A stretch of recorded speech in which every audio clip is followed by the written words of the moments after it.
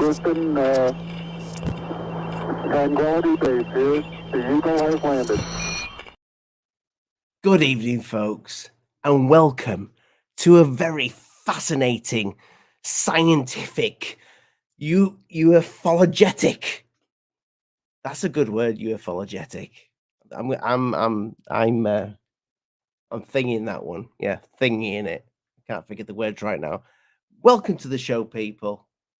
I'm happy that you're all here. Rich has got a little bit of a problem with his stomach, so he will be on.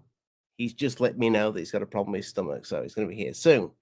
Lee is on date night, so yeah, he said if I come on the show, I won't get lucky. She'll just. So I get it, man to man, I get it. But without further ado, let's bring on the two fellas for tonight. Rich, hey, the finest man in ufology, the uprising of you basically are the new Bob Lazar. You were on a fascinating show last night on Must See Audio that is going to be out on the podcast, I think, next week. Yeah, it was really good, wasn't it? That was a lot of fun. Look out for it, people. Yeah. That was a lot of fun. Well, the link I've left Lee's link in the description. I should take it out because he's not coming on. He's on a date, but go check it out, people. And also, for the first time ever, the myth, the man, the legend. Will, how you doing? Oh, pretty good there, eh? How you doing? Or should I say Carr-numdrum? Close enough, eh? I'm okay with that. So yeah, you're the guy. You're the guy that's I'm been not the putting guy. out the skits. Yeah, because I enjoy it, right? So why not? Who cares? Cheers. I'll drink to that, my friend. I got my Timmies going. I message you. I know it's a little blurred out. I'm actually hiding out in one of the kids' rooms. So, I'm hoping they don't barge in and go, "What the heck are you doing?" So, well, you said you needed a quiet space. The audio sounds good, my friend. Does it? Great. It does. It sounds absolutely fine. Rich is coming. He's gonna pop in at some point. Mr. GUFON.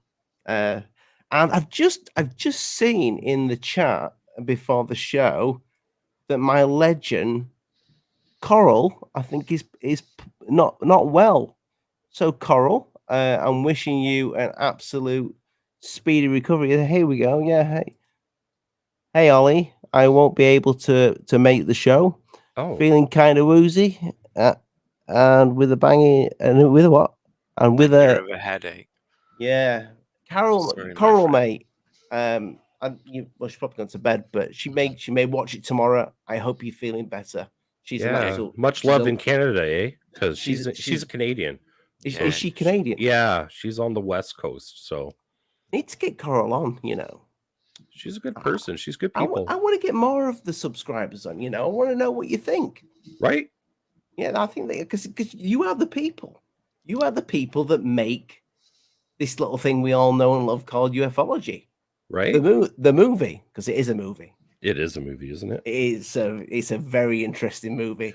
I wonder what the punchline is, though. It's not happened yet. No? Okay. It's gonna. Yeah, it's gonna. And I reckon it's gonna have a twist. Something.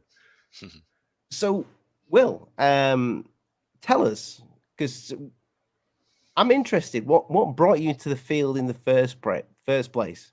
How long ago was it? Man, I knew you were gonna ask this, eh? So, and I'm fine with it. I've been around it all my life. My father's into it. My uncles and my aunts, my dad's side of the family, are heavy into it. They all have their story and testimonies and stuff like that that's been flopping around the family. I have an experience with an object. So this is a thing that we are not abductees. I have not heard anything like that, but we've always talked about it and how we've always seen, that one time or 2-time encounters in the skies, right? So yeah, it's weird. But that's what got me into it. I used to listen over the 680 news FM. and I forget the show's name. Well, I can't remember, but anyway, our Bell, I think that's Yeah, what it is. Yeah. So I used to listen to him, and then that got me into Third Phase Moon. And Third Phase Moon was my little. I love them, and I subscribed to them. But over time, I just kind of grew out of it. I got their merch and stuff like that, and that's what brought me to Rich, to GUFON, and but yeah, it's just no. I didn't need that sighting to be into it and to believe something is out there. I've always been open-minded like that, right? And just clarifies something to me is okay. Yeah, something's out there. It might not be alien, but something's going on. What's their agenda? What's going on?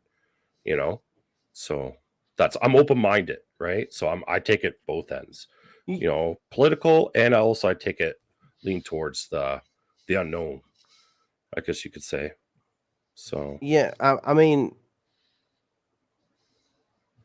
when you say it goes back, like way back through your family, yeah, are you talking lots of stories of this through not through the lots of generation? stories. Everybody seems to have a story in my family. Like I've seen a craft of some sort. My dad definitely. Now, do I remember? No, but maybe that's something to get off him before, heaven forbid something happens to him, right? And so that story is now still around. I get some recording. I tried to with him. I tried to get him on when I started my channel on YouTube. I tried to get him on there, try to do a thing with him, but he's out in Cochrane. It's like 12 hours away. And so the audio was crap. His internet was crap. He lives in the bush kind of thing. And it's like, no, this is not going to work for audio. I have to get up there and do it one-on-one. So yeah, I'm always into that stuff, right? And I'm trying to log it in my area because people are seeing stuff and nobody's there to log it here in my area anyway. What is your somewhere. father's story? What, sorry? My dad's? What is his story? I don't know exactly where it originated from, but he's a firm believer. He's a religious man. He believes in the Bible and stuff, but also he has an open-minded towards alien life. But then he puts a twist on the Bible himself, right? So he's a firm believer of aliens. He believes aliens are out there, but he believes in the Anunnakis, the Mayans, and he listens to a lot of CNN and stuff like that. So he's into that. I would say David Wilcox he would like him. My dad would like him. Not saying that my dad's gullible, but my dad believes in something, and David Wilcox's story may have some kind of connection there. I'm not a believer, but yeah, go on. So you think your dad would be an investor in the flying car? Oh, probably. Right. That's how wacky he is, right? And that's okay. That's his thing. That's not my thing. I have my own little feelings about that, but yeah, I try to put humor into ufology. I feel I contribute, to ufology and get people's names out there, faces out there through humor, right? Yeah. So you have you had an experience yourself? Yeah, I have. Yeah. Well, go on then. Sorry, I thought you weren't interested. Yeah. Don't leave it. It's a UFO channel, mate. Right. I gotta keep off the pot. That's what it is. You need more of it. Yeah, man. No, so okay, it started. Now I'm getting my dates, kind of my year better. It's in 2015. An object flew over my town in the Kawartha Lakes. Now, it was I keep saying metallic drip shape. Somebody says use a teardrop shape craft. That's exactly what it was, and it was metallic, and like the material was metallic, like it was a shiny surface. No, like Flight of the Navigator. I'd see people. I have to watch that. I haven't seen that yet. Brilliant. Is it? One of the 80s finest. Oh, okay. I'll have to watch that. I keep forgetting to watch that. People mention that. You're the third person that mentioned that to me. It's like now it's like, okay, now I gotta watch it. It turns into a tear. Oh, this was solid to begin. Like it was. I didn't see it morphing. No, there was no morphogenics. It wasn't going super fast. Actually, it was going somewhat slow, but it was such a steady pace, which kind of threw me off. And well, besides the shape of it, like I haven't heard anyone besides Third Phase Moon, and I'm still looking for that stupid image in their massive database that they have. And they have one of a drip shape or teardrop shape craft on a Google image, Google Street View image. And I remember seeing it. And did I save it? No. Did I, stupid me. But this has been baffling me since 2015 till now. And I've been looking for the image over the internet, and the closest thing I've come to was this Catholic stupid painting. And then I asked people on Conflict Radio. He has a couple people that are into the Bible and they know their stuff. So I came on as a guest. And I was like, listen, there's a painting. I, name off the year and everything. And they're just like, oh, that's a spiritual thing. It's like a fireball coming from the sky. I go, but no, I seen that shape, but it wasn't, they had extra little things on it. Right. And I was like, it was flying this way. Could it be religious in some way? I'm thinking maybe it's so I don't know. It's the government. I'm hoping it's the government. I guess I am, but I'm not. I just want an answer to it. Right. That's what kind of drives me to, research about it. And then I found out southwest of me through Amy's show. I mentioned on Amy's show, somebody messaged me with an image, and I did a little, everything's overdone on my phone, right? This computer thing's new for me. But he sent me this image. I drew a line, figured out, it was kind of roughly going that direction. So it came somewhere in the States, southwest of this in the States. Somebody spotted it, and I seen it over my town, and I kind of angled it, and that's like kind of how it was going over the sky. So it flew in one direction over our North or South America. And where did it go? Right. And so I'm thinking, like, my area has a lot of lakes. Would it stop in my area? Probably not. So it's probably going to the North Pole, or it's going to Russia, or it's going to, where was it going? Why would you be going that way? And it was low. It was low, Ollie. It was like 50 feet. I would say 50 feet in the air. It was so clear as day. Could I take a picture? No. Should you believe me? Why would you believe me? I'm just a person. And I don't sell it. I don't want to sell it. I just want to know what it is, where it came from. And Amy says it. And I'm just like, it's because it's bothering me now. Right? Because nobody's seen that before. And I'll be in people's shows, question, has this person ever seen that shape before? And I keep asking anytime I see a new face. Right? When you say you saw it once in a Third Phase video, and it was on Google Earth. It was somebody used a Google Street View, and it was Third Phase was covering like a series of images, I believe. Was it over water? On the Google Earth? It was on, and it was a street view. It was like a complex, and then it was like aiming down the street. You could see where you could click in the screenshot. You could see where to click down the street, like on Street View Google, whatever. And it was like aiming. The camera was to the right a little bit, and it was like up in like the top right corner of the image, almost not top right, but like a little off. But you can see that the houses in the background. It was like over a residential area. Right. Yeah. I remember seeing it clear as day, man. I've watched a lot of Third Phase. So did I. And they have a huge database. Huge. Yeah.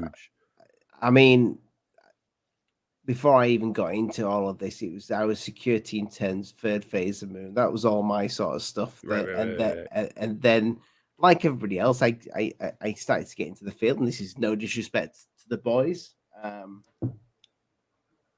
It's people change, and I think when you've been looking at this, you become almost numb to some of the content, if you know what I mean. Some of the content you will see, you just kind of like, right. I understand when people like they've got something. It's like these. Is it the San Diego lights? Is it the San Diego lights? Is that what they call it? These recent lights. Is it San Diego? I'm getting the name wrong. Recently, there's been a load of lights. Oh, the all over. flares and yeah. They look like flares. What is it? Where is it? San Diego? It's on the tip of my tongue. Where's GUFON when you need him? He's a book of knowledge, eh?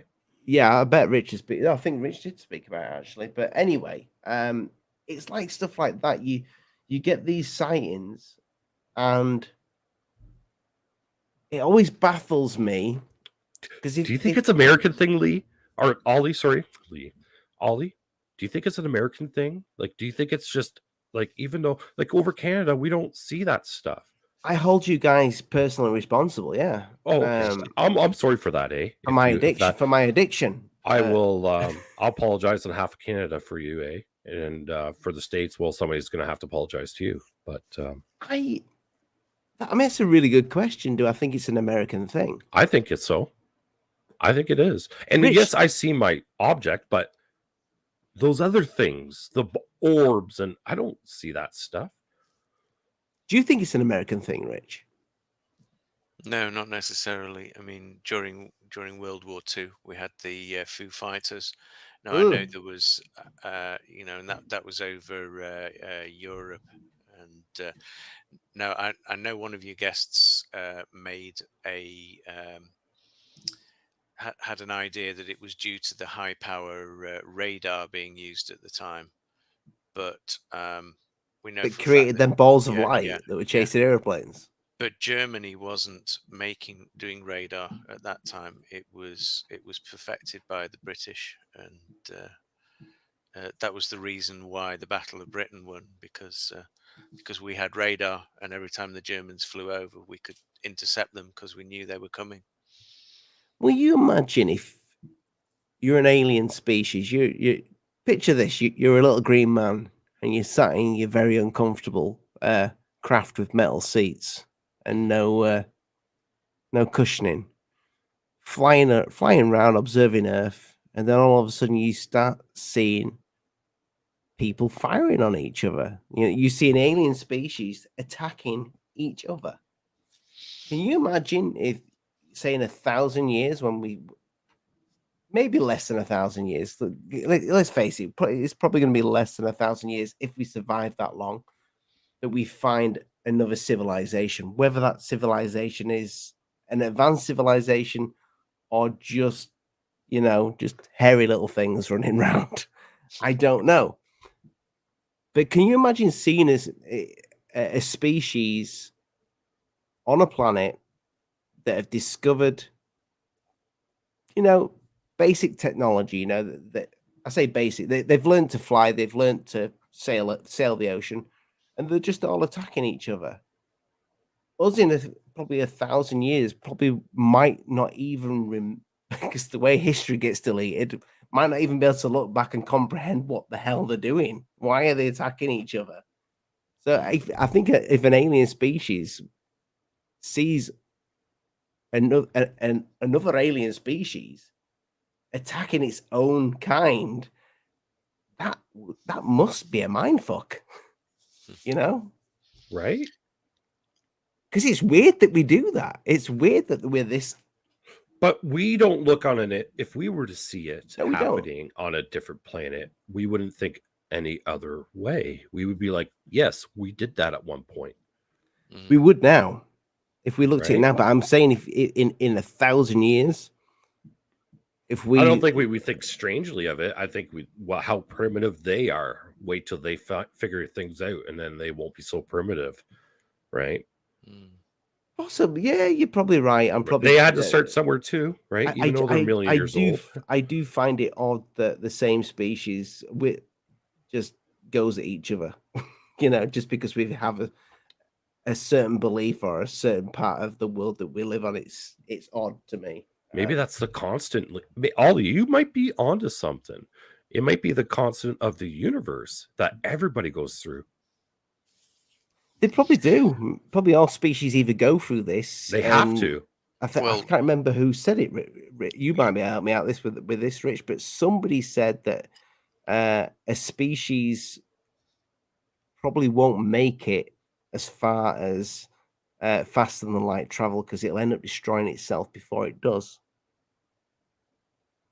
don't know who said that, but there's definitely a great barrier, which is uh, how a civilization can get past exhausting all its resources.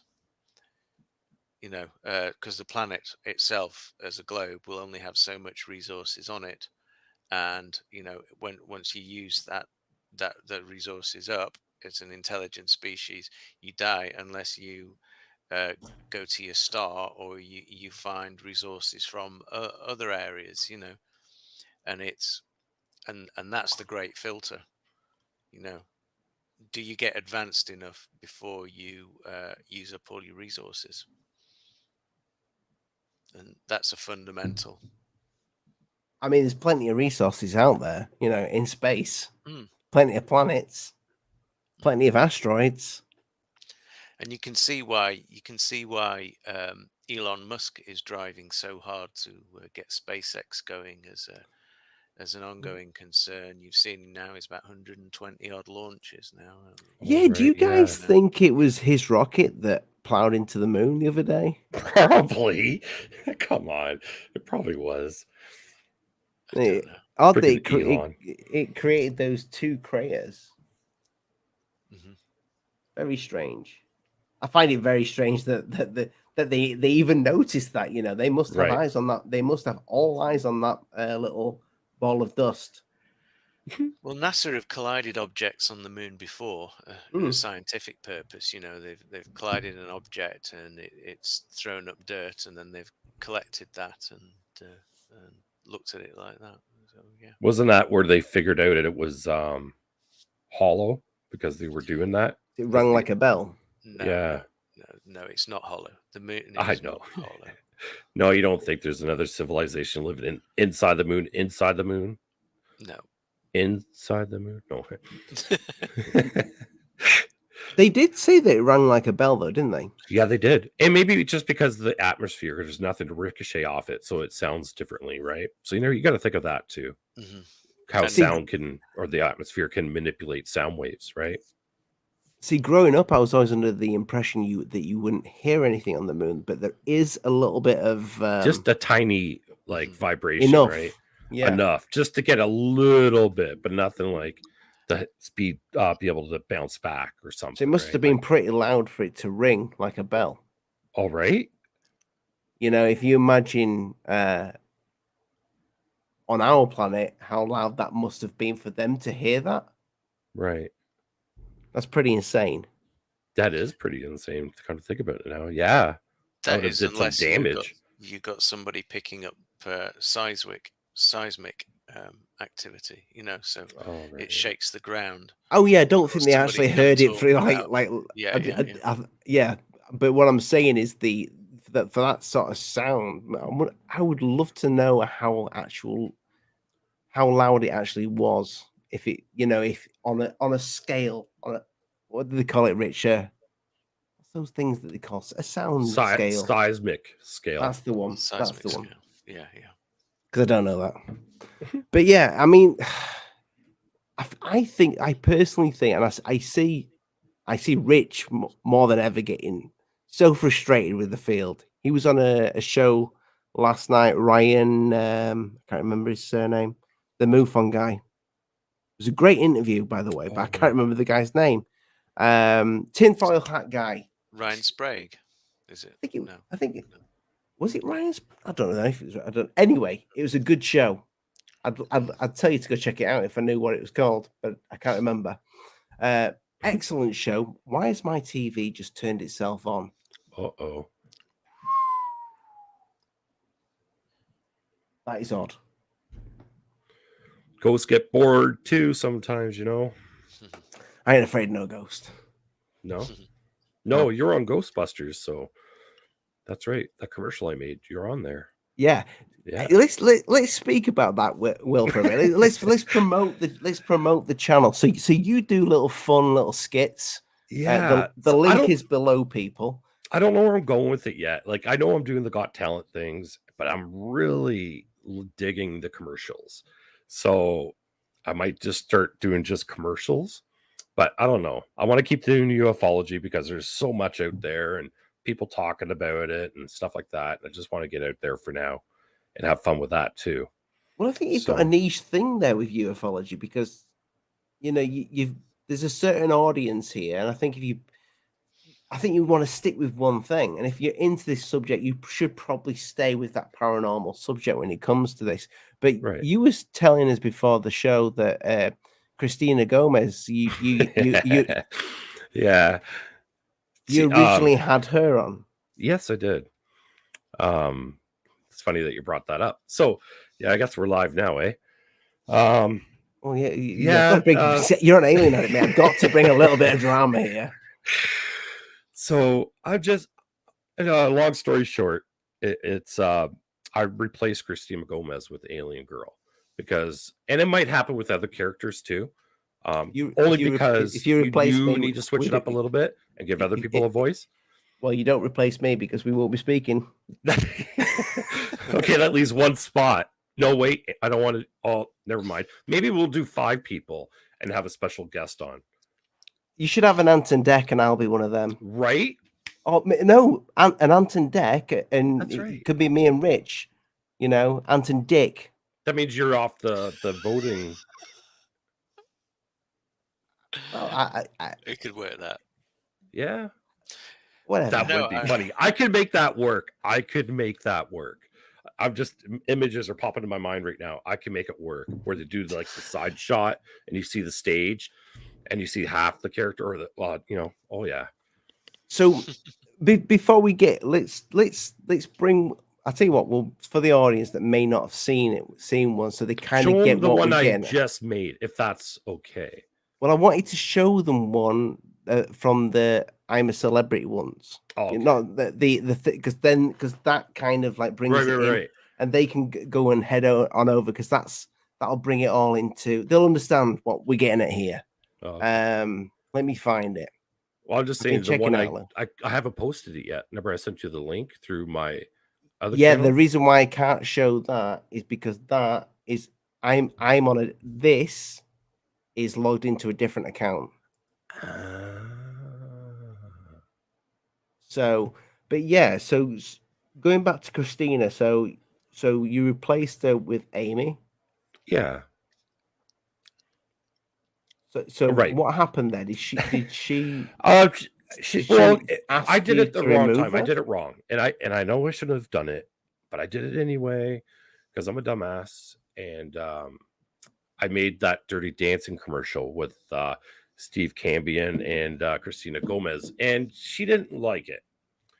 She because I reached out to her. She didn't reach out to me.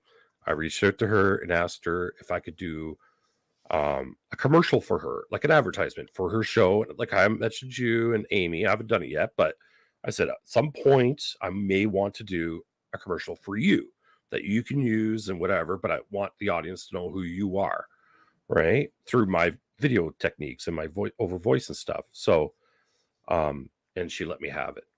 And it was like, that's fine, whatever. I totally understand where she was coming from. And so I took her out and replaced Amy because she didn't want to be part of that. And I did do a mistake. That's the video that got me her not liking me because of that. What do you mean she let you have it? She voiced her opinion. That's what I meant. Did the shit hit the fan? No shit hit the fan. It might hit some of the wall, maybe halfway up, but nothing like it did not get to the fan. Right. Right. It was like a baby playing with his poop kind of height, Okay. Yeah. So it was like it got on the walls, but nothing. I didn't explode it. I didn't take, you know what I mean? So I know exactly where she came from, where she's coming from, and I did it no. And so did I learn? No, because the video that I'm posting now, she will be in it, but she doesn't know that, right? So sure, she'd be flattered. It's just bringing comedy / I don't know about drama, but definitely Oh, there's a lot of drama in this field, my friend. right something. You know, but at the end of the day, I don't know why she'd be bothered. Because she didn't want her face like that, showing like that. Oh, Even okay, Cambion said that video was a little too spicy. right, and he didn't play it on his show, so Okay, I made it anyway. I'll and play a she little. didn't. I'll play a little clip. There we go. People might so anybody who doesn't understand, they're just little skits. So this evil alien concept, it feels like we are basing this on actual evidence of how we treat each other, rather than on any notion of how aliens would actually treat us. So in other words, we are projecting onto aliens what we already know we do to each other. Because in the history of civilization, dare I even use that word, you have a highly technologically able culture descends upon a less technologically able culture. You are silent but deadly. Yeah. And then rinse and repeat.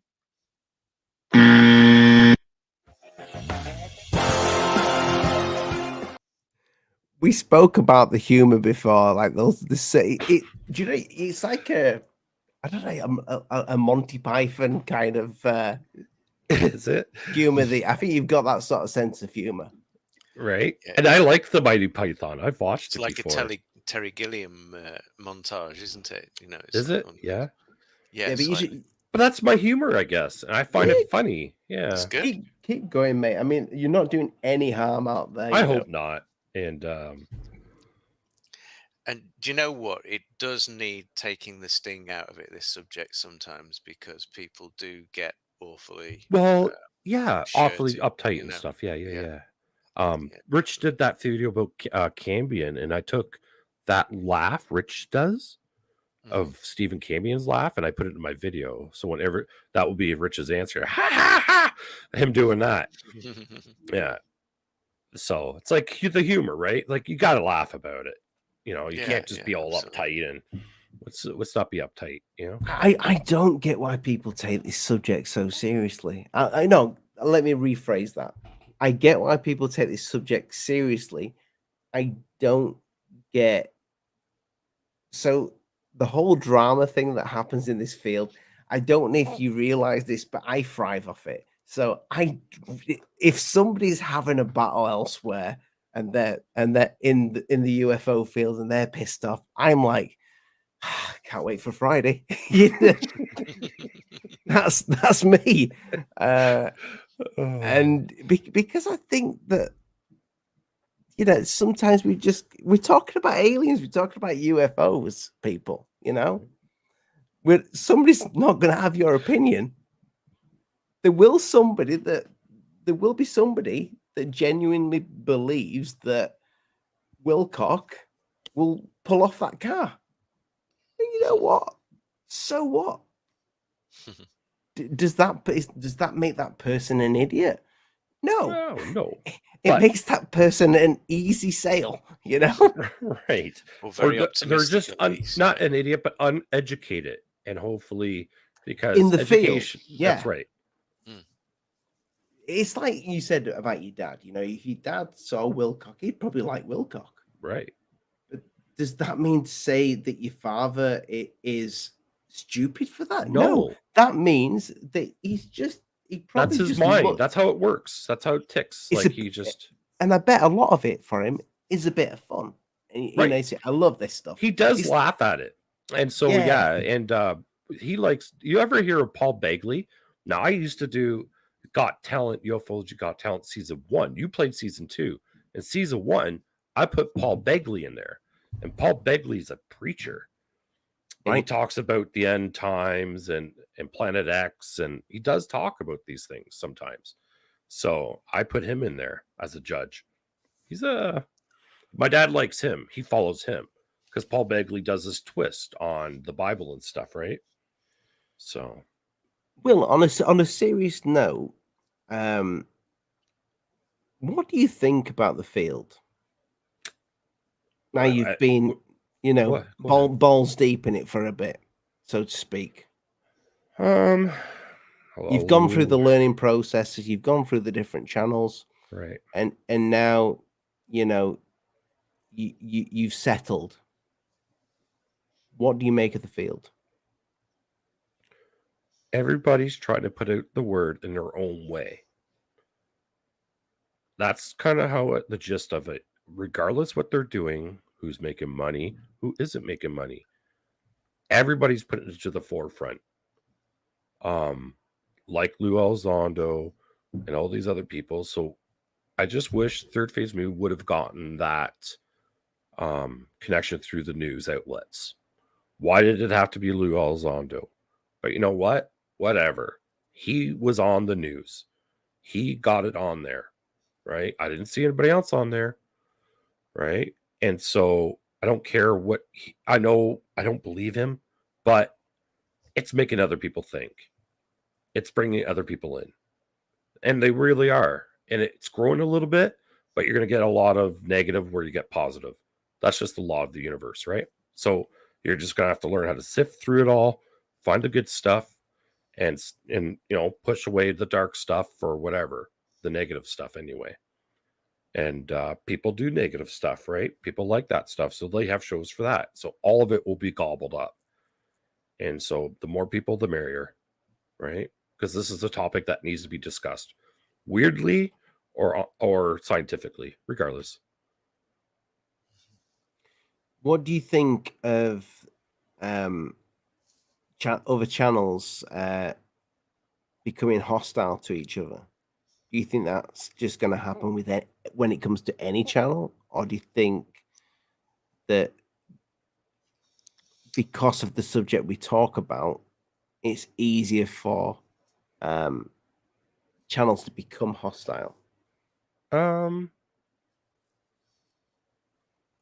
There's going to have to be some kind in place where people can it's almost like the law, right? Because right now it's like the Wild West, right? And so yeah, there's you could do claim against the channel, whatever, but it's always going to be around. I think I mentioned it on your show before, Ollie. I'm pretty sure it is. It's like almost like a deja vu. It's always going to be there. So now it's how you're going to work it into your everyday life, right? Because it's always going to come at you, this negative. People attacking you, then you attacking them, and it's just the way it works. And how do you manipulate it into your everyday life? How do you make something out of it? Yeah, I think in all walks of life, you have people that are working hard on doing something, particularly in the creative field, and they start butting up against each other. You have rock bands fighting each other for billing. There was a famous rivalry between Michael Jackson and Prince. There was. Yeah, we had in Britain, we had Blur and Oasis. They hated each other, and there's always these big rivalries, and they show up, and I don't think ufology is any different, really, particularly because we live in that realm between fact and rumor, and that's precisely where we sit, and it's so hard for people to even just agree on what is a fact and what is just merely a rumor. So we're at a precarious point, really, and that's why a sense of humor is so important. Oh God, yeah. Right? Yeah, because it is, when we look at it, it is absurd. It really, really is where we are. Speaking of sense of humors, thank you, Oh. Lee. Welcome to the show. Oh, he's here. For the unicorn. Yeah. No, he's called Welcome to the Show. Oh, but he's called Lee. right. He's given me a unicorn super chat. Isn't that nice? And That's I'm nice. telling you, it's a fine beast. I bet. Fine beast. Would you ride I'd love to ride a unicorn. it? Yeah. A bit like that film with Tom Cruise, Legend. Right. It's a classic. Oh, I love that.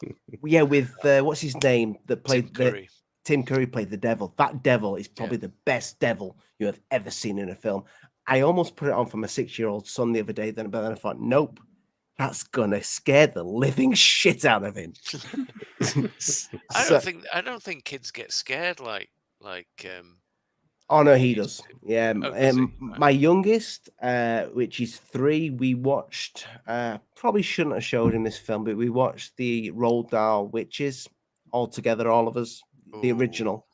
with Angelica Houston, yeah. Yeah, and my youngest loved it. My oldest was like turned around, put his face in the cushion, and said, "Tell me when she's gone."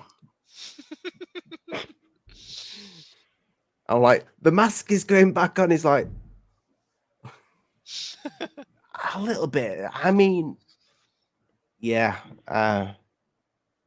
You shouldn't show them stuff at a young age like that. But if you want to scare them, though, you pull out the classics. Yeah. Friday the 13th. Oh, no, Freddy the 6. Krueger. It's 6. The Exorcist. The Wait until Exorcist. he's People 7. under the stairs. That's a good one. Because now, if you have a basement, oh my God, they can apply it to reality. Yeah, it's game over for them. You know, they're going to get scared. Now, now, the real one to watch is Hereditary. Have you seen that one? No. I have seen that, Rich, but you're going to have to remind me. Hereditary. It's the one about all I need to do is go like that. Do you remember? Maybe I've not seen it. You've not. Watch Hereditary. I've seen pretty much every film going that's sci-fi, horror, anything like that. I love. This is next level Hereditary. It's really, really good. Go and see it. You'll love it. You will. Do you think that a lot of the stuff that we talk about, and this is kind of like where I went with this thumbnail, you know, if you ever see a weird title, anybody's watching this live or who's watching it after, and you see a weird thumbnail, that's generally because I have no idea what I'm going to talk about on the show. I'm not going to bullshit you. So when you see something like this or this, I have no idea where the show's going to go. This sometimes makes the best shows. So, right? So do you guys think that some of the stuff that the UFO channels talk about, that we talk about here, is influenced because of Hollywood, because of TV series? Do you think some of the stuff that we talk about could possibly be influenced by that, and we're kind of like clutching at straws, but we're taking it, maybe we're taking it from something that we've seen years ago and not even realizing it? Well, I've always thought that some mystical experiences, you might not even be seeing what you're actually looking at, but you're interpreting it in a way that you understand. You know, I don't necessarily think that people are dreaming stuff up, but at the same time, I don't think what they're seeing might be exactly what they think they're seeing. There is a middle ground, you know, and I think that's worth exploring with an open mind. And I don't necessarily know. I don't have any beliefs on that one way or the other, so it would be interesting for me to explore. But as I say, Yeah, some people say, I keep hearing this all the time on the internet, on different shows, usually some quite strange shows, but they're saying that they're preparing us, that Hollywood has been preparing us for years for the alien invasion, for Project Bluebeam or whatever, you know, by showing us all these films. I actually don't think there's enough good alien films. Not anymore. Not like they used to be. We just get strange stuff now.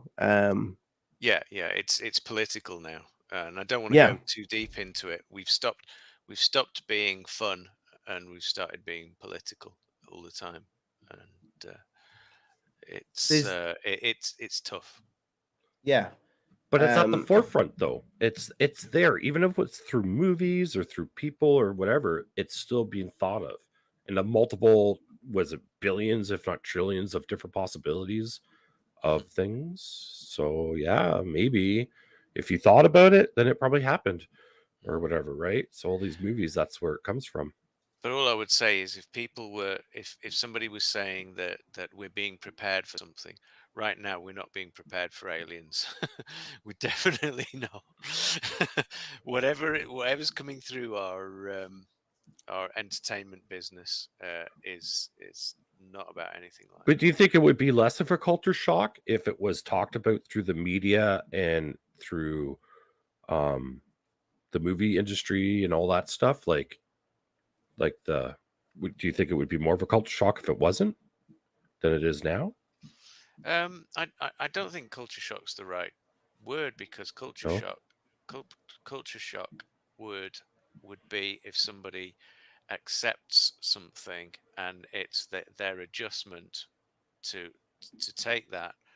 I I think people will completely outright reject it if it's too far out Okay. of their scope. You know, um, You're thinking it would destroy us if it would internally, like we just, will flat out just reject it and just attack it, well, you know? not even attack it, just Okay. ignore it, reject it. Not do anything about it. La Fine, la I'm la la ignoring. la. I mean, You I'm know. going to go as far as to say that, while the Johnny Depp and Amber Heard case was on, yeah, Yeah. if NASA came out and said we found an alien civilization on Mars that's still alive and started to show footage on their live streams of a civilization walking around and this, that, and the other, my wife would probably go, "Oh, that's really interesting," and then carry on watching the Amber Heard and Johnny Depp case. I do genuinely think there's people like that on the planet that would not give a shit. Right. There's Because it doesn't aliens. affect them Great, now. that's amazing. Hey, really, Yeah. aliens? That's fantastic. Have you seen this on TikTok? This Mhm. is really funny. That I Yeah. do think that some people would be like that. Definitely. They'd just not give a shit. They wouldn't.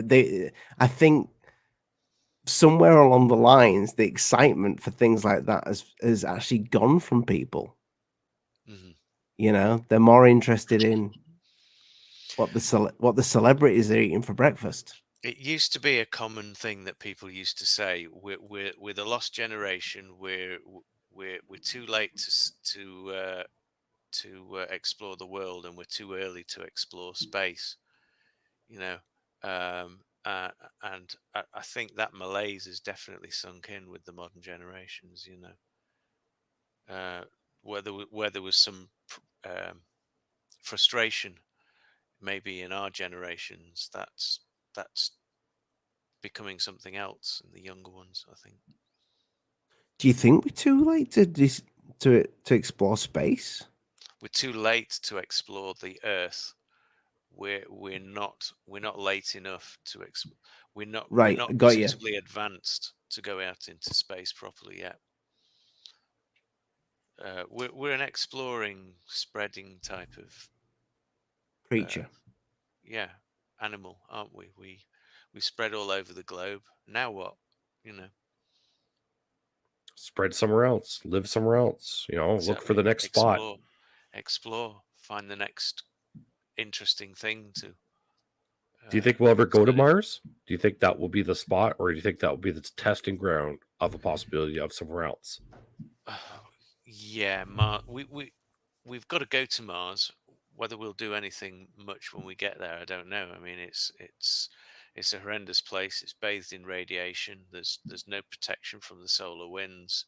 It's You're not going to have that much of a good life there, at least not for a long time, unless we set some massive colony up. But like I said, It's yeah, a that lot of work. testing ground. So it's like we're not going to actually live there, but it's going to be definitely where you build your stuff. And if you could survive in that environment, who says we can't go to another galaxy and survive there, no problem with that technology. Agreed. We had a NASA physicist, sorry, a NASA engineer recently, and he was talking about James Owen. yeah, Fantastic. some propulsion that they were working on, Thanks, Jen. which I had a look in, and it was actually quite dirty in terms of radiation that it was letting off. And I thought to myself, that kind of thing, it would be better to go to Mars to do, because it's less of a hazard to Earth, So Rich, this one's for you. The lovely Jennifer, dyslexic Jennifer, sorry, Sayami. I'm sure that's how you pronounce that, your surname. If it's not, you can refund your super chat. This one's for you. UFOTech, have you witnessed the phenomena up close? Close up? No, Jennifer, I haven't. I'm sorry. It's I saw out of the corner of my eye something red in the sky, very bright and red, just for a fleeting moment. It was a long way away, and I've got no idea whether it might have been a plane or something. So, but I would rather say that. Well, I suppose it's a UFO, but I really, really, I'm quite skeptical about what I saw. For myself, that's the only time that I've ever seen anything that I've thought, oh, that looks strange. I've spoken to plenty of people who have. I worked in the nuclear industry for a while, and there was a guy there who was who was a surveyor, and he would go out and check all the nuclear sites. And I think one time he was out at Hinkley Point. He said that he saw he saw a UFO near, as I say, Hinkley Point power station. But he said that to me on the quiet. Fueling up, maybe. I don't know. But here's the thing that some of the audience might not know. So Jennifer, and anybody in the chat, there is an interview on my channel. The original interview that I did with you, Rich. What was it called? I've forgotten the name of what I call my own video. It was remote viewing, wasn't it? Yes. So, and we went on Must See. That was me, not the ghost. We went on Must See Audio at podcast last night, which will be out next week, talking about your time at the Monroe Institute. Mm-hmm. So you're definitely in the paranormal realm, so to speak. I would suggest I'm a seeker rather than a finder. I haven't come across anything particularly mind-blowing. It's just my own personal exploration. But you have a big interest in the subject. Yeah, absolutely. Yeah. Hence the new channel that is on YouTube, people. So go check it out. It is in the description. Jennifer, thank you so much. I appreciate your support as always. She's awesome. I need to get you back on the channel as well. I have a number of times. Get her on. Jen has. She has, and she's got a story to tell us. So Jen, we'll speak. We'll speak this week. Get you back on. And thank you for the support. Yeah, the thing is, and this is why I appreciate you coming on, Will. I think some people that are out there that are interested to speak about the field. I think there's a lot of people that kind of daren't speak their mind about it. That will not admit when they've made mistakes in the past and when they've maybe supported something out there that is a bit bizarre. And lost all touch, lost all. What's the word I'm looking for? Perspective. Yes, thank you, Rich. When it comes to the subject, I don't claim, and I think a lot of the people that I get on do not claim to have all the answers when it comes to this, because none of us know. It irritates me so much when you start to hear people tell you exactly they know what this is, because I don't think any of us do. Mhm. Even if you've witnessed things, if you've seen the shiny dots in the sky, I've seen the shiny dots in the sky. I have them on the channel that I filmed when I was in the pub. I had to film it because I thought I was too drunk. They were there. They could have been balloons. I have no idea.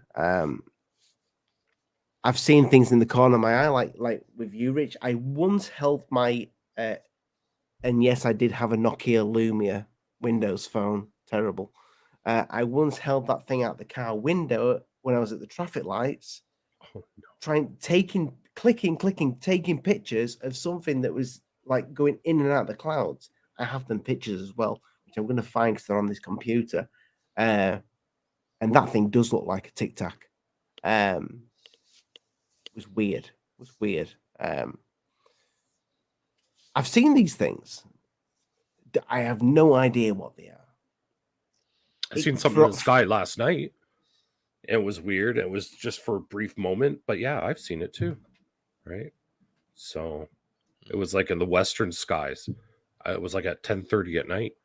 Yeah, a light appeared and did this like slow pulse. It looked like an airplane because there is an air park. It's like not an airport. It's an air park, so like there's only like small little planes. But it's. I wish I would have filmed it, but it did this weird pulsate, and then that was it. No lights, and I just kept watching for like 20 minutes, looking at this, look around the sky, see maybe it's turning or something if there's another light, but it just disappeared and stuff like that. You just question it. You're just like, maybe a plane. Because I'm so close to an airport or air park, whatever. So why didn't you film it? I don't know what comes over me when this happens. It's like, because you're in awe, and that's the thing. You don't think about that, even though you prepare for it. Because in my mind, I try to prepare myself. It's like, grab the camera. Remember to grab the camera when something happens, and you don't. You're so in awe. You know what I mean? You don't have time to do it unless you're filming it to begin with, but it only happens so fast, right? Mhm. So, Will, your teardrop UFO that you saw, do you have any sort of gut feeling about what you think it was that you saw on that day? yes, of course I do, right? Of course I have my opinion. And I think it's religious in some way. I think the Catholic religion is involved in it somehow, because the only image I found was in a Catholic painting. So I think that it's connected somehow. I think it's connected. Do you think any of the scriptures like Ezekiel's wheel or anything like that relates to that kind of thing? I don't know. I don't know. I'm not religious myself, so I don't really dabble into that. But I've been asking the question to the priest and everything, and they just don't deny it. And they're like, you know what? It could be something. I don't know. Right? So When you say it could be religious, do you mean it could be like angels, or do you mean it could be that we was what we thought was angels was actually spaceships? right. I believe in that. I'm The not a whole firm ancient believer. Right. ancient alien thing, yeah. I don't like ancient aliens per se, but in my own thoughts on that, what I've come up with, without that inflict or in changing my mind or anything, is that these drips could possibly be a vessel for the angels.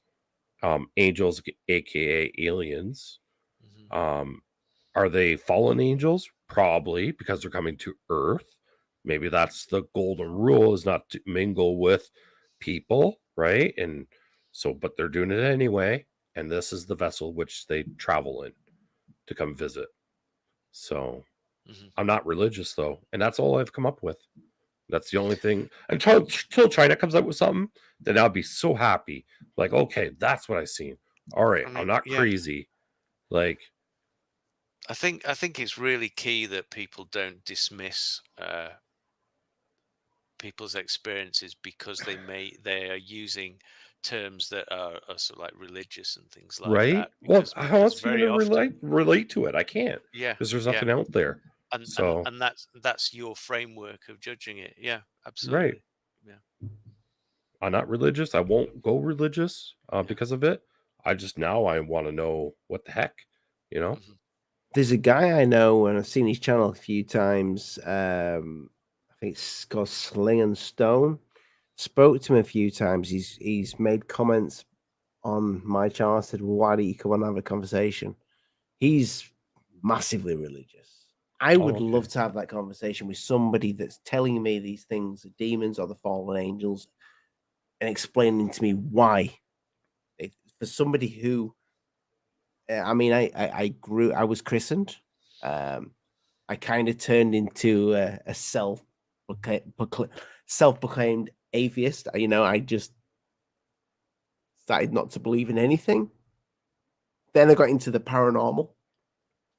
Well, not the paranormal, the UFOs. Paranormal, yeah. I got into the whole UFOs thing and thinking about aliens and thinking there's life out there. You know, there's this whole thing is teething with life. And now I've kind of gone backwards. And I'm wondering if maybe there is something more to this little life than just a little blue ball that we live on. And that's not to say that the night sky is not teething with life. I got a question for you, Ollie. Do you ever listen to Anthony Peaks? That name rings a bell, but I can't tell you I have. He is he's a researcher, and he's trying to merge Scientology into ufology. Yeah, Jesus. yeah. He's a I mean, smart gentleman. And what I got from him changed my outlook on life. He changed the way I look at things. Maybe you should take a listen to him, because I would like to speak to somebody like that on the show. You know, yeah, and he might do that if you reach out to him. He uh, has a Twitter account. but Reach out. Lee from Must See Audio had a ex-Scientologist that had been a Scientologist for 40 years. 40 years was it? 40? No, 20 years that got out of Scientology. And that is a great listen. I feel like those mind blowing. This guy got out and he ran a fucking mile. Ian, number 2.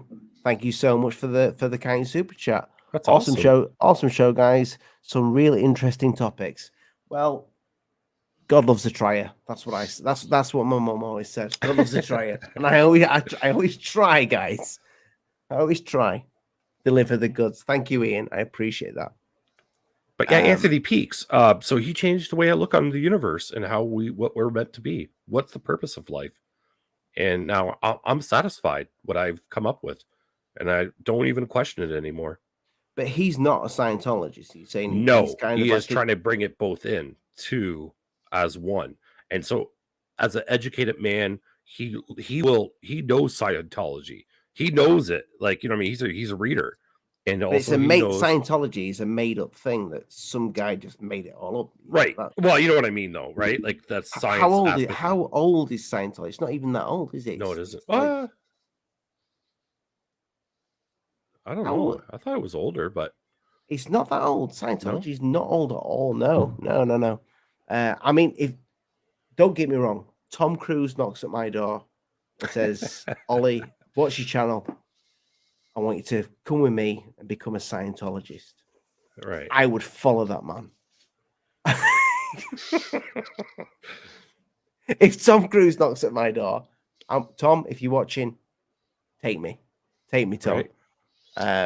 Have you seen Top Gun Maverick? No, I want to see it. I've heard so many good things. It's great. Yeah, is it good? I haven't seen it yet. Yeah, I've heard from a lot of people that it's exactly what we need right now. I'm a kid of that era, right? That I was young Yeah. one when that came out. I love that movie. I man. have watched the film Top Gun. So here's the story. We had it on VHS, and then I asked for a PlayStation 1 for Christmas. Ooh. And my mum and dad thought, we'll do one up, because this was the most expensive thing out, the Philips CDI. Now on the PlayStation, which was a lot cheaper. But my mum and dad got the Philips CDI because she could watch DVDs on it. And they bought Top Gun. And I must have, the best thing that I got out of that Philips CDI was watching Star Trek the Motion Picture over and over again, and Top Gun. that was it. Did you have the tape deck? The soundtrack tape deck? I used to have it. What, from Yeah. the Top Gun, yeah. Top Gun soundtrack. I had Yeah. the soundtrack, yeah. Yeah. I think I had it on Little- CD at some point. Oh, I had it on tape. It was on a Yeah. Philips CDI, so you could play the soundtrack Right, and play the DVD. It was bloody great. Right. Well, I've got one that was an interesting one. We had some neighbours that were fairly well off, and while they were on holiday, they lent us their laser disc, and they only had a couple of laser discs, and one of them was Battlestar Galactica, the movie, and I lost count of how many times I watched that damn thing, but it was fantastic. Do you know, I don't think I've seen the movie, but I say the recent TV series, but it from years ago. No, That the is old movie's fun. great. I'm going to watch Yeah. it because I loved the TV series, and I recommend that to anybody who's into sci-fi. Watch Battlestar Galactica, the most recent TV series. Right. Fucking brilliant. Jennifer, again, thank you so much for the super chat. Conundrum. That's you. Conundrum. Conundrum. I Yeah. can't say it, mate. Conundrum. It's all right. You got Conundrum. it. Conundrum. What do you think of the meaning of life? That's a deep question, my friend. Because I mentioned We're it. going deep Ollie. tonight. Yeah, I said that I'm satisfied what I think the meaning of life is. But I didn't really say what I come up with, like what my theories on it. But then we went on, and then I'm surprised you brought it up. If you don't mind me answering this. So I don't want to step on toes, right? Because everybody has their own belief and their own thing. And but man, it's just everything seems to fit in every time I think about it with everything else. But anyway, what I think the meaning of life is, it's we are here literally to store information for the universe. The universe is a consciousness. For the universe to evolve, it needs to know everything. We can't comprehend everything. We think billions, trillions, quadrillions, and that might be the case. But we get reincarnated every time. We are a reusable energy, and our bodies are only a vessel, right? We are there to receive information, to be stored for the universe, as our universe is the brain. And when you hear talking, people say when you're dying and stuff, you're hearing the universe talk to you. And it will recycle you back into the life of this realm. It might not be this, say, dimension, but you will be reincarnated into something. And so you will know what it's like to be a molecule. You will know what it's like to be a bird. You will know what it's like to be everything. Everything possible. And you'll be doing this for eternity. We are locked into this loop, right? I know it might be scary, but this is how I accept it, right? And so our bodies are vessels. We are everything's sensories that it's to take in. Everything, literally everything. Sound is what we put out after we take it in, right? If we start that as babies too, everything, we don't do anything. We just take everything in. And so this is where I believe that we are just like little robots for the universe, and we will be reincarnated back into the universe's reality to relive something else and something else. And the numbers might be limitless, but some people can tap into that. And how can you say that somebody's wrong if they firmly believe it? So you got to take their word for it, right?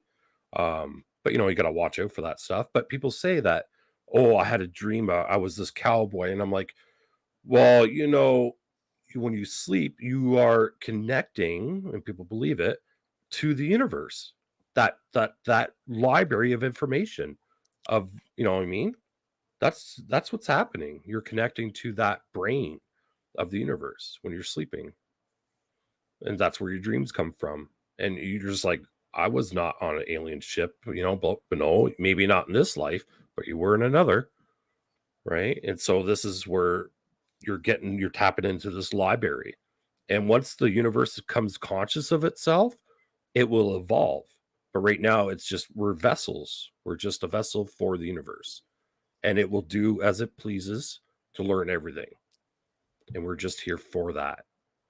How do you understand the word entropy in relation to all of this? Empathy? Entropy. Entropy. No? How do I? Sorry, say that again. Okay. Let me run something by you, see if it resonates. Okay. Entropy. We use engineers use entropy to measure the state of disorganization of a component of something as a mechanism for its ability to do work.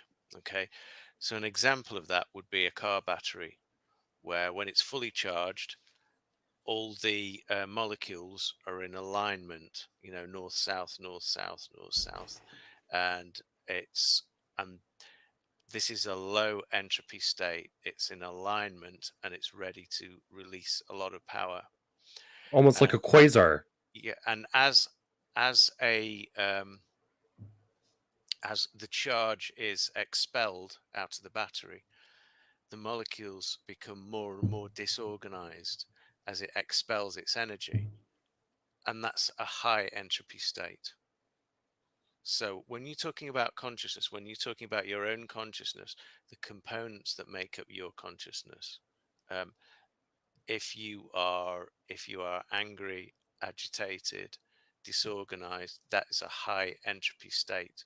And if you're relaxed, you're chilled, you're expressing love, you're doing something that you enjoy, that's a low entropy state.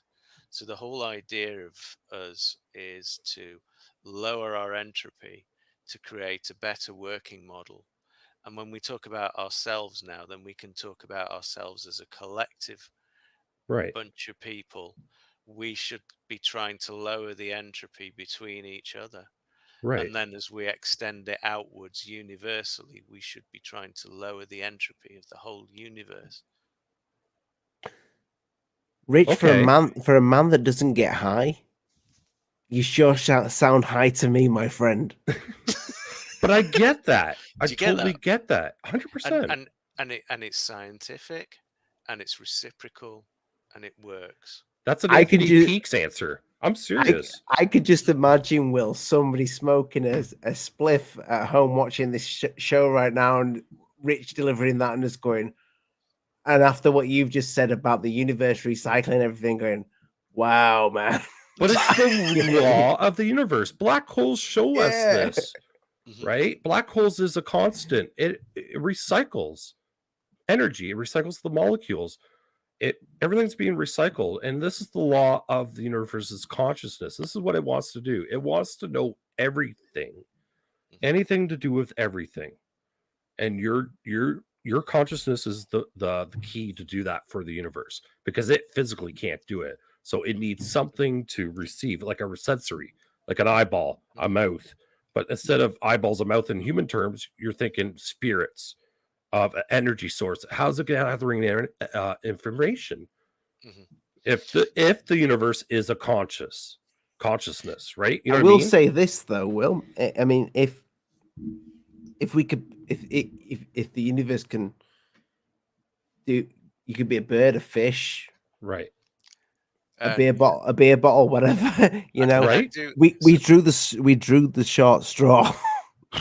And can I just say, Uber Barbie, you're wrong. That's all I'm going to say. What did you do? Thank you very much, Jennifer, for Yeah. the super chat. That was a great question. It sped off a great conversation there. Yeah, brilliant, Jennifer. Brilliant. You should be interviewing. Yeah. It's odd because we always find ourselves speaking about the meaning of life, and I bet some of the top guys, you know, the top scientists, when they finish the day job, when they go out with the buddies to the pub, they still speak about the meaning of life and what all this is about. But see, I haven't really. And so I've only talked about it now because that's, it was asked. But if it You're wasn't getting ever it out. asked, I'm okay with that answer. I don't need to get it out. And not a lot of people are going to believe it, but it keeps, some people are like, they will stress about it, about the meaning of life. I'm okay with my answer. I'm okay with that. I'm okay. I'm okay of dying. I'm okay, because I feel that I'll be recycled. My spirit won't die. I'm just a vessel for the universe. My purpose is to take in as much information as possible as a human being. And I live my life, regardless how you do it, So that's you think when you die, you are you're pretty positive on that. Yeah. I'm gonna get recycled. I'll come back as anything, as something. You but won't it's- know it because you'll be something totally different. Nah. But when you dream, people, and that's the thing to help strengthen people saying that they, I remember my past life regression.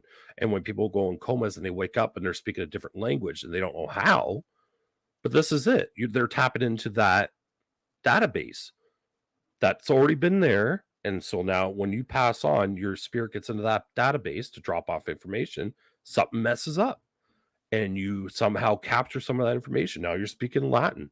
Now you're speaking, or something else, or you come out being a crazy person because the information is too much and in your mind can't take it. Right. So here's the thing when it comes to aliens, UFOs, and religion for me is would a god concentrate his efforts on, if we've got a god, that god, unless there's loads of gods, looking after all these different planets out there, when you bring God in this subject, that when this subject seems like well, science fiction, scientific, but it's scientific. This subject is very much scientific, whether people want to admit it or not. It is. People are looking for alien life out there.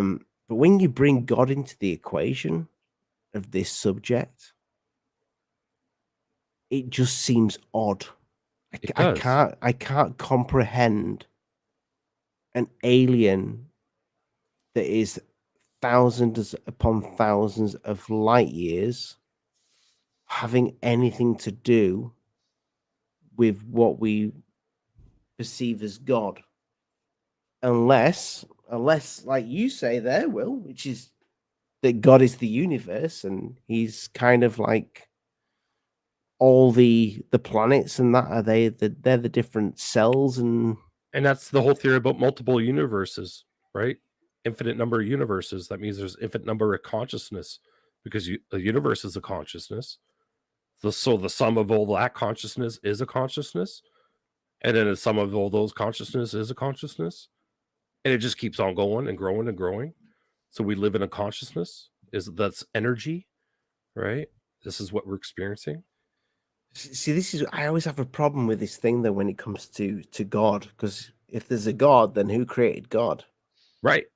But then that's because I'm human, and I know about this little thing called time, and I put a time on everything. So I can't imagine there being a time of nothingness, you know, and what create even in nothingness, there's still something in the nothingness that created. How can anything be created from nothingness Right. unless So time is not even a thing? so the main ideas around that I've read around the Big Bang and how everything formed was we talk about uh, there are 12 particles in the standard model, and there are 4 forces of nature. And one of the ones that I read was that all existed was the 4 forces of nature to start off with, and then one of those forces became imbalanced, and that created the explosion that started off the universe. And as the heat expanded, matter came out of that, as it was condensed. Like a plume? Yeah. Yeah. So it's really the 4 forces and the slight imbalance between one of the 4 forces that created the explosion. That's what I've read. That's the explanation that resonates most with me. The scientific one. I knew that, Rich. Do you know our brains work almost the same way? Are you aware of that? Our brains are chemical and electrical. Yeah. Yeah. They are. Your neurons are basically Right. consist of salts that they believe it's the electric field around the Yeah. salts that convey the information. That's why they Sorry, try to the link the data. two. Yeah, that's how people are trying to link the two, the universe and consciousness, right? Man, Rich, it's a you, compelling. Well, we are the universe. It's very interesting that people separate humanity from the universe. We're not. We are the universe. Rich, through your studies with dreams and what have you, and things like that, Mhm. for Jennifer's super chat here, why do perfect strangers? Why do we see perfect strangers' faces when we dream?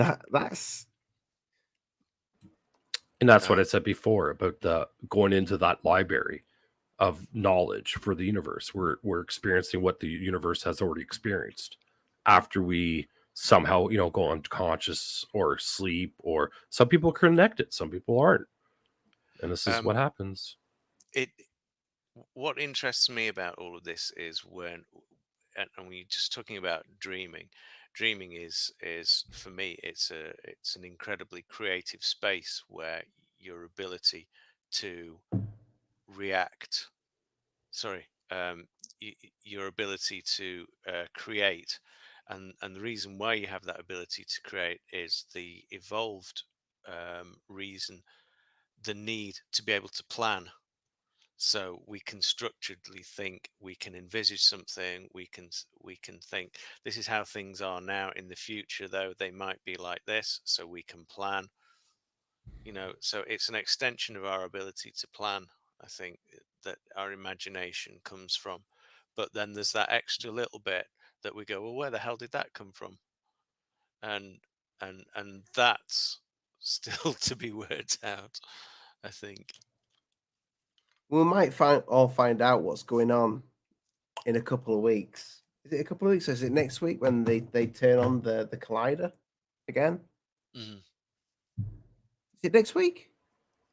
Well, I'm looking forward to. I'm not looking forward to that. I'm looking forward to. No, don't look forward to that because we're all going to die. Oh, they're going We're to go- create a miniature black hole on Earth, and it's going to just suck us all up like a big no. vacuum. Canada be okay because we're nice, and we'll be okay. The real good one is the James Webb Telescope. They're going to start publishing Oh, yeah. data soon. Now they're getting quite excited about this. Now I know what scientists are like when they get excited about something, and then they go, "Look at this," and you go, "Yeah, what's that?" But you never know. Is Tabby Star going to be one of the main? No. I asked. I asked. I Really? got in. Yeah, I got in touch Why with them, would and I they said not look at that one? they it wasn't even prioritized. I know what they do was they have For the a board, audience, yeah. Rich, just explain, because there might be some of the guys there that have not heard of the Dyson sphere.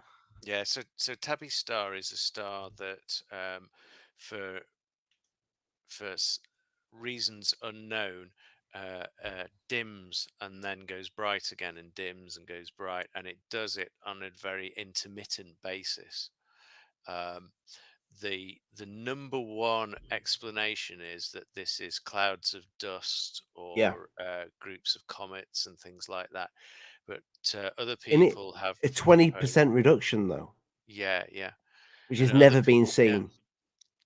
other people have proposed that it's a Dyson sphere. Now, a Dyson sphere is a structure that goes around a star for an alien civilization to capture the energy from it, that they might need. Another interesting one, which I think somebody came up with, was this could be mining. This could be people mining. Hello, Will. What's up? The Dyson sphere. I just wanted to say, isn't Japan making a reactor, a plasma reactor, from that concept?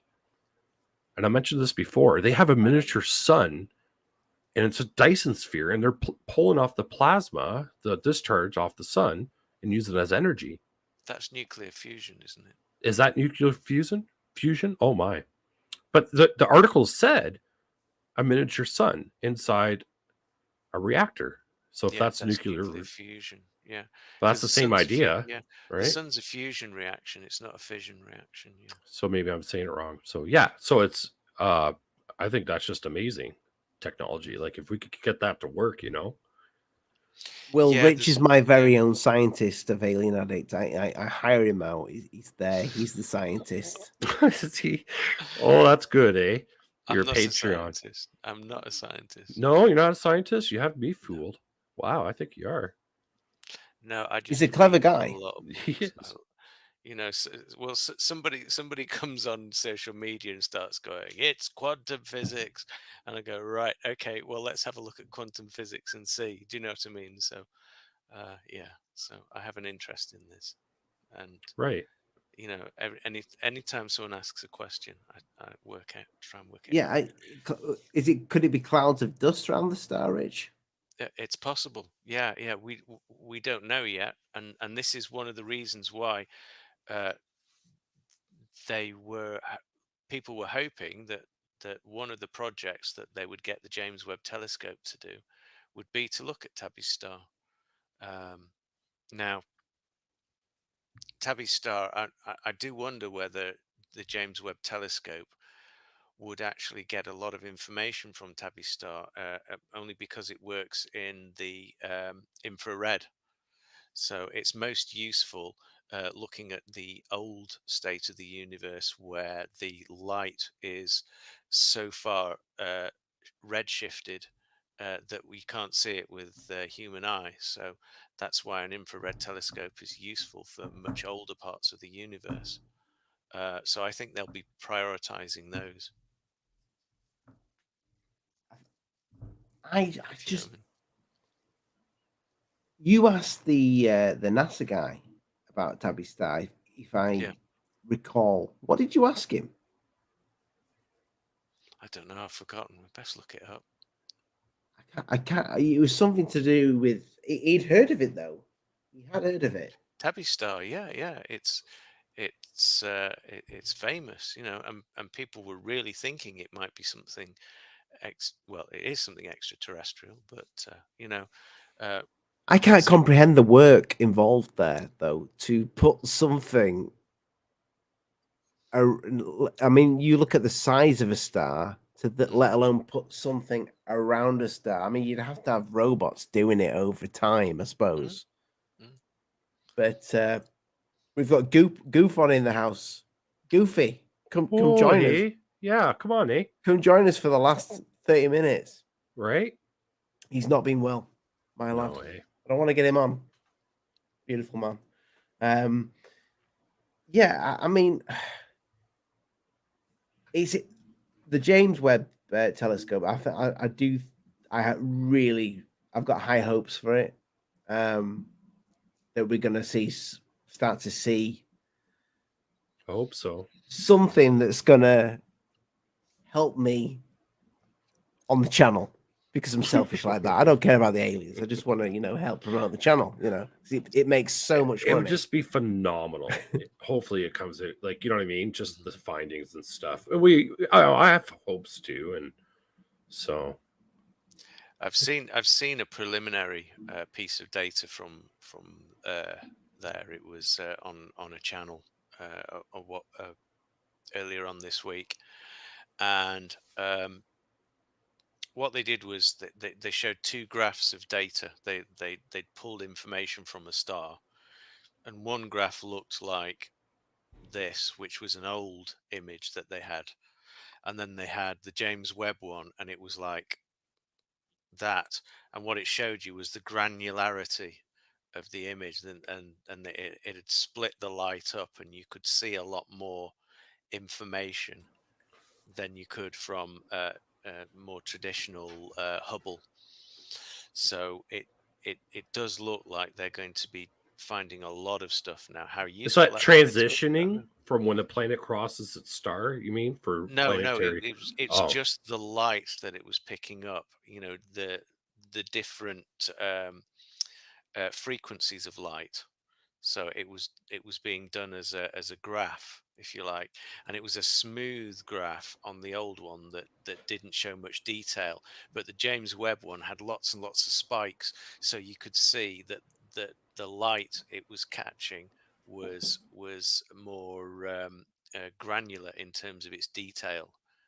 You know, what they'll glean from that, I've yet to see.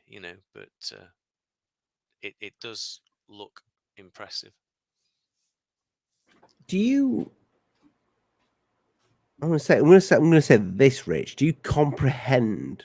And this goes for you, Will, as well. Anybody in the audience seeing? I'm not just talking about hearing about. I'm talking about seeing intelligent life that is not on this planet in your lifetime. I'm going to say. Sorry, say that again. What was the first part? In your lifetime, Will, Yeah. do you comprehend? Yes. In your human brain, Yeah. seeing, not just hearing about it, but actually seeing intelligent alien life. Yes. Yes. And it's going to come in the form of the handshake. Every time I see it happening, it's a handshake with someone or something. Every time I picture it, it's never like an invasion. It's like you don't see the craft, you just see the alien and a figure or some person.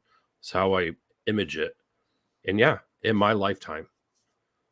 So you think that'll happen? Yeah, I got a weird belief that might happen. It might not, right? What do I know? I really hope you're right. I really do. I do too, right? Yeah. I do. But it's going to be like we won't leave the planet. It might take like 100 years, 200 years, even 300 years to see anything happen. But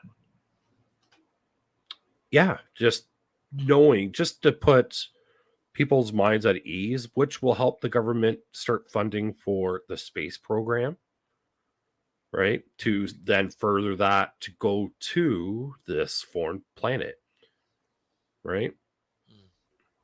Because it will benefit the governments. If you want to get funding, that's another way to go too. It doesn't always have to be about war, the threat narrative, right? If they come here, will that stop us exploring? So much more. So much more. Do you think it would stop? Or it's just going to open up more windows and more cans? Will we just sit there and fold our arms and go, oh, Nope. They're here now? No, it will not happen. It would not happen. The movies will get better. Imagination will just soar. because it's like, oh wow, okay, so what else is out there? If this thing could be walking around, what else is out there, right? And so now you base your visual, aka the alien that's shaking hands, off of your creativity, and we have tons of that out there.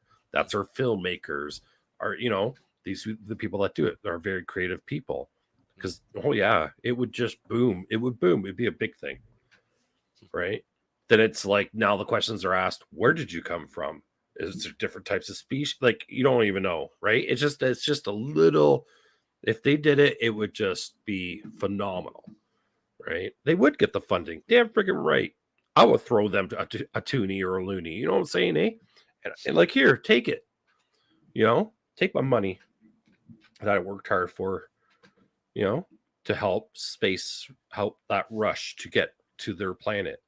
So you picture the Excuse me. the first interaction is going to be It won't be the craft. them coming here. Not coming here. No, they'll come onto the stage like a regular person. You won't see the craft. I think that's a later date. I think that won't cut to much later because it would be better if you just brought one or two species up. Like, you know what I mean? If it was grays, let's just say 2 grays. Is that what it is in your head? Grays? Yeah, a male and a female. Mm-hmm. How would you distinguish the? It would have boobs. It will have the bumps. It will a have gray with boobs. Now that's going to be a fetish, Jesus. Right? Because this goes with genetically modifying with their DNA. These abductions, they're trying to look more human so that they could walk on Earth. Right? Because maybe they're just genetically not modified. They physically can't, because the gravity is so great here. Their molecules they would squish. Who knows, right? Because remember, there's no gravity in space. So, and what's their gravity like? And what's keeping their molecules together? Because we can't leave space without stretching. Our molecules start to part. That's why we have to work out, and these things happen. Mm-hmm. But if they could space travel, what's that say? Are they going to come to Earth and be like, and their molecules are going to they're going to shrink, their bones are going to crush, right? Because they're space travelers. So, right? So they're genetically modifying their bodies so that they can do this. And maybe it might be like 20, 30 years, but. I definitely think, and Jenna, I don't think I did miss any. Rich, we brought this super chat up, didn't we? A few minutes ago. The dust around Tabby Star. Oh, how can there be dust around a star? Well. Oh, how could they see? I thought that was the same one. Yeah. Dyslexic, Jen. Dyslexic. Okay. Dyslexic. Don't worry about it. I thought that was the same one. Well, there's dust around the. Oh dear, what am I talking about? There's dust around Neptune. There's dust around my house, Saturn. There's dust around Jupiter, and they're in rings. There's all kinds of reasons why you can have dust, or even rocks, or even small swarms of comets that would do the same thing, that would bring it down. One person proposed that it could be mining going on asteroids that are going around, creating all this, creating the dust. Yeah. So there's lots of different ideas about what that is. What about the idea of that's how it starts to form? Is through the dust, and then that's how planets are formed and stuff, right? Yes. Yeah. And they, I believe the term is accretion, where they come together. And, man, you're a smart guy. Damn. Yeah. That colossal head. Brain. Grass doesn't grow. You have to worry. Grass is not growing on this side. You don't need the hair, Rich. You don't need the hair. Just hair's overrated. Yeah, it is. It's overrated. Rich, one of the main reasons why I love having you here is not only because I like you, I like to have a drink with you after, is because I just genuinely think it's needed for my channel, because I think there's so many wackos that come on, including myself, that we have all these. We need that level head. that just goes, well, you know what, guys, that's a great thing that you've just said there. However, it's because of so and so, so and so. We need that, and I think that's needed that is needed in this field. Somebody who is knowledgeable when it comes to science. And that's why I like Alien Scientist as well. I think he's a cool guy, very Yeah, intelligent guy. yeah. I only had a quick chat with him, but yeah, he seemed. Have you very been on nice. with Alien Scientist? I think he showed up once for a few minutes or something like that. Need to get you on with him. I would like to get you, Alien Scientist, and rather be Squidding all in the same room at the same time. I think I'd just stay quiet and I'd just be like this, going, need more beer. But back to the Greys. Thanks, Jen, for that. I appreciate it. Back to the. I missed that one because it had the same wording as the last one at the end. So I was looking and going, I've not missed anything. I've not missed anything here. But yeah, worded differently. Dyslexic. It's a curse. The Greys with boobs. Now there's a t-shirt. Absolutely, yeah. Or a thumbnail photo for the next one. But I don't think it's gonna be a cosmetic. I think it's cosmetic. I said that wrong. It's gonna be a cosmetic thing with the boobs and everything. It's more for us to accept it, right? Because we can't think terms of humans when we think alien. It has to be out of our usual norm to even comprehend what an alien would be like, right? Because they're not human. So why would they come and shake hands? You've got that shaking hands. Would they? You mean they've seen us shake hands? Because because this is a greeting thing. I mean, if some cultures, if you go to shake somebody's hand, they will knock you the fuck out. You know. And so that's it. That's how I just see it. Every time I think about it, that's just kind of what pops in my mind. So, what's this? Yeah, Always worth the drop. Oh, okay. Yeah, it's a super chat from Moon. Is that Lich? Moon what? Licht. Moonlicht. Licht. 333.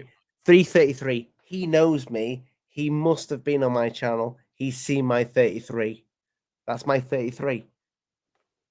My number. 333. Do you see that all the time? I see. I made a video about me seeing the number 33 constantly. Right. And that's years ago. Yeah. Do you know what my number is? I see all the time. 11. No, 666. Okay, you fucked. My daughter was born, right? The date's doesn't matter, but her weigh-in was 6 pounds, 6 grams, 6 ounces. 666. Wowzers. Yep. She is the devil.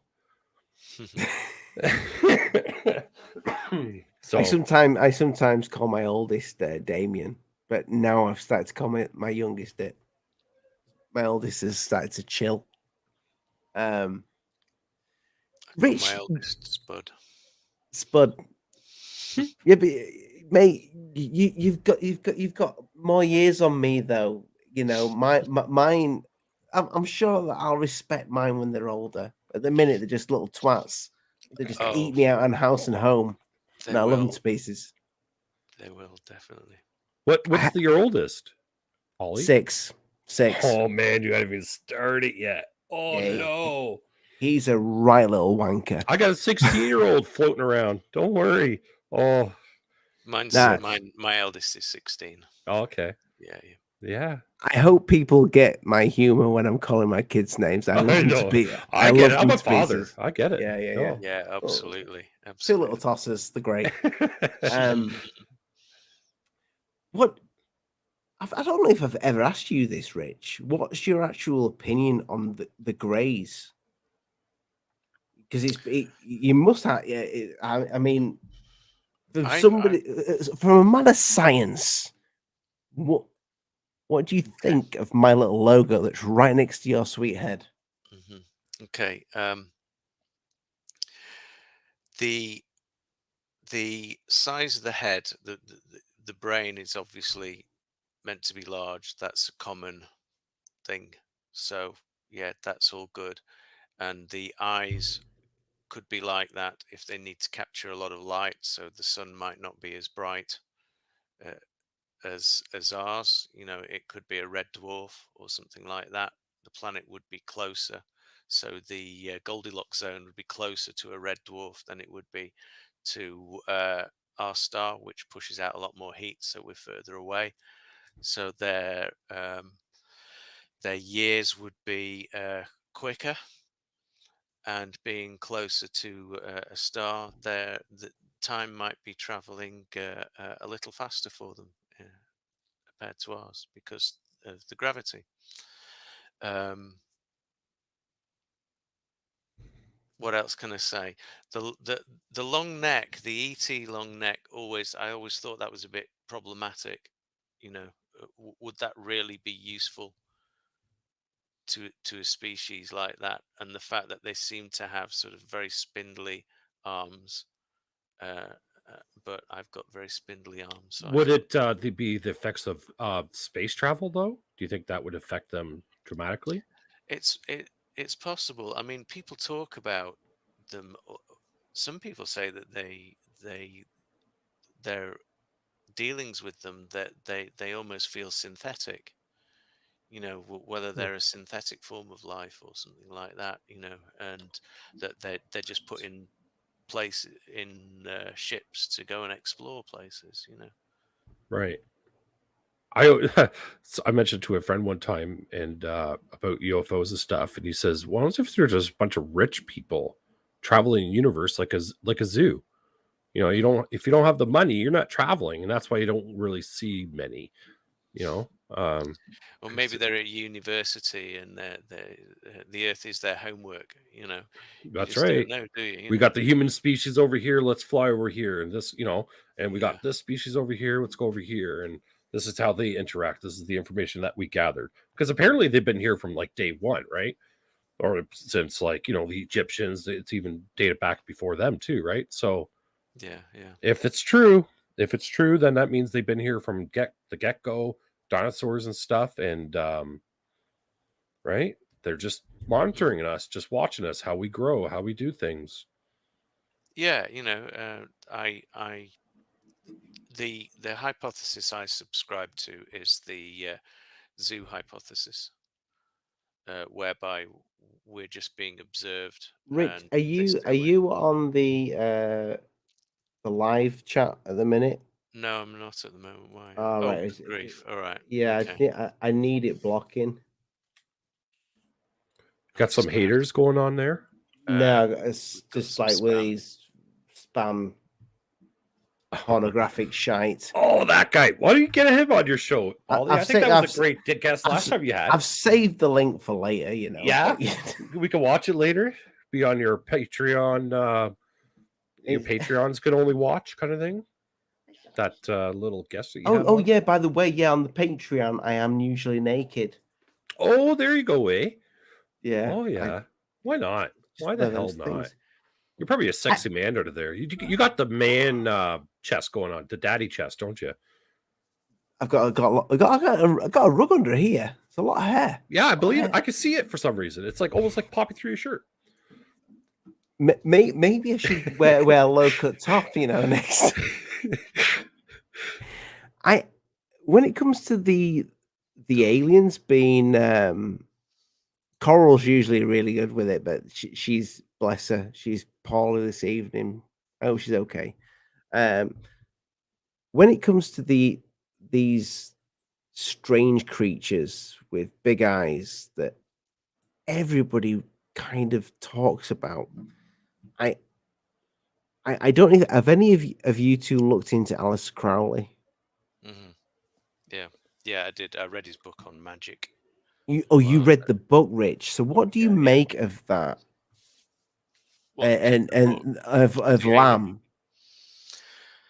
I think I have an image. I always talk about it. Probably every few weeks I bring it up because I find it fascinating that this guy drew this image.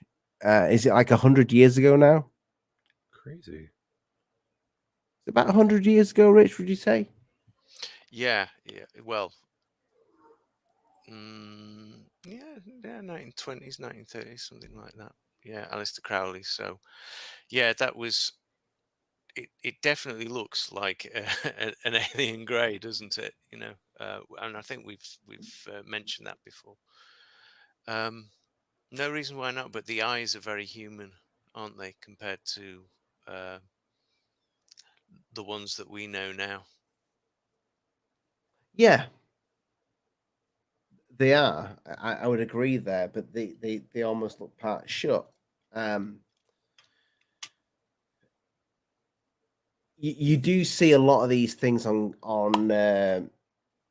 like old carvings on walls and paintings on walls and what have you, where they depict this creature. And I sometimes wonder if are they just is that just shit drawing? Is that just somebody that's doing big eyes and Yeah. it looks like that and people are Well, clutching at yeah, they're not like straws. ultra. They don't know how to draw properly, right? So I thought about that too.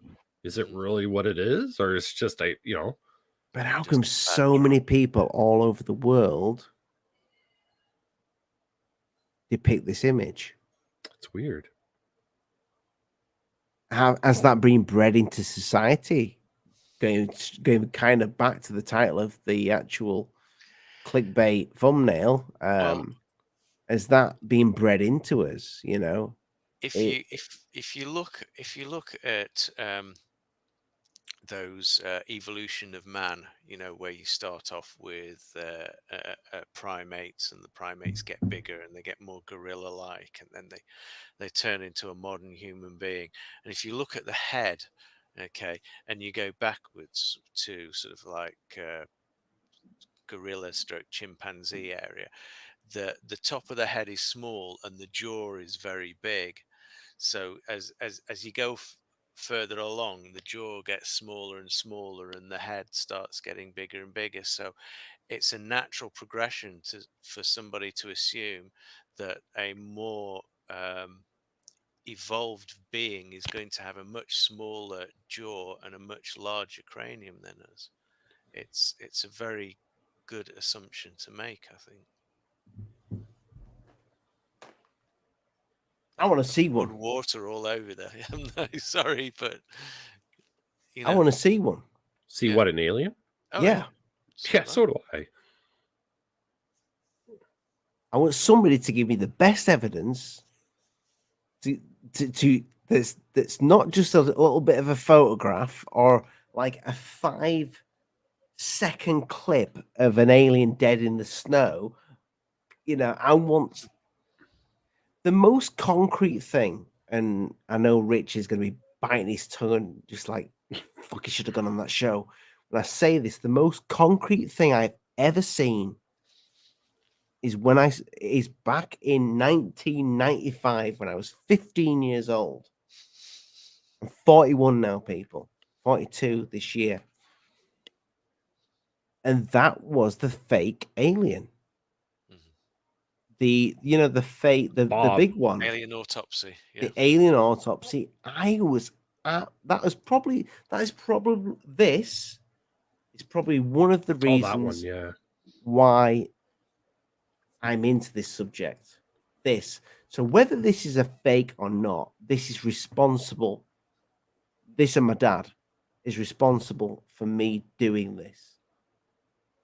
Right. But yeah, this, I mean, it was only last year, I think at Christmas time, when that piece of film, this tiny piece of film came out, and they were saying that this it's not fake, very real. I keep saying this to the audience. Go back and watch that. Go back and watch it. And you tell me, because what the debunk was is that this thing was a shop floor dummy, from a clothing shop. Those things that you put the clothes on, and that they'd made up to look like an alien. Whatever that thing is, whether it's an alien or whether it's it's two things. It's either an alien I think it's a or person that or a person. experiments have gone wrong on, but that is odd in itself, right? because for some, if that's a real person that got into a video that to fool the world that it was an alien autopsy, I don't think it was meant to be. Yeah, like that's after Roswell, isn't it? That image. So It's meant to be. Yeah. there's a few things with like the phone. I think they said the phone is a little bit older than it a little bit newer than it should have been. I will say it's real. It's real footage. The question is that being? there's no CGI. It's all real. I mean, the CGI now is it staged act or you know what I mean? But I think it is. I think it's a person, and that's the experiments that they've been doing on these abductees. Like this is Russia's doing. This is Germany's doing. Right? That's the case right there, and that's the cover up, and they're trying to push it off as aliens because they don't want the world to know what they did or are still doing.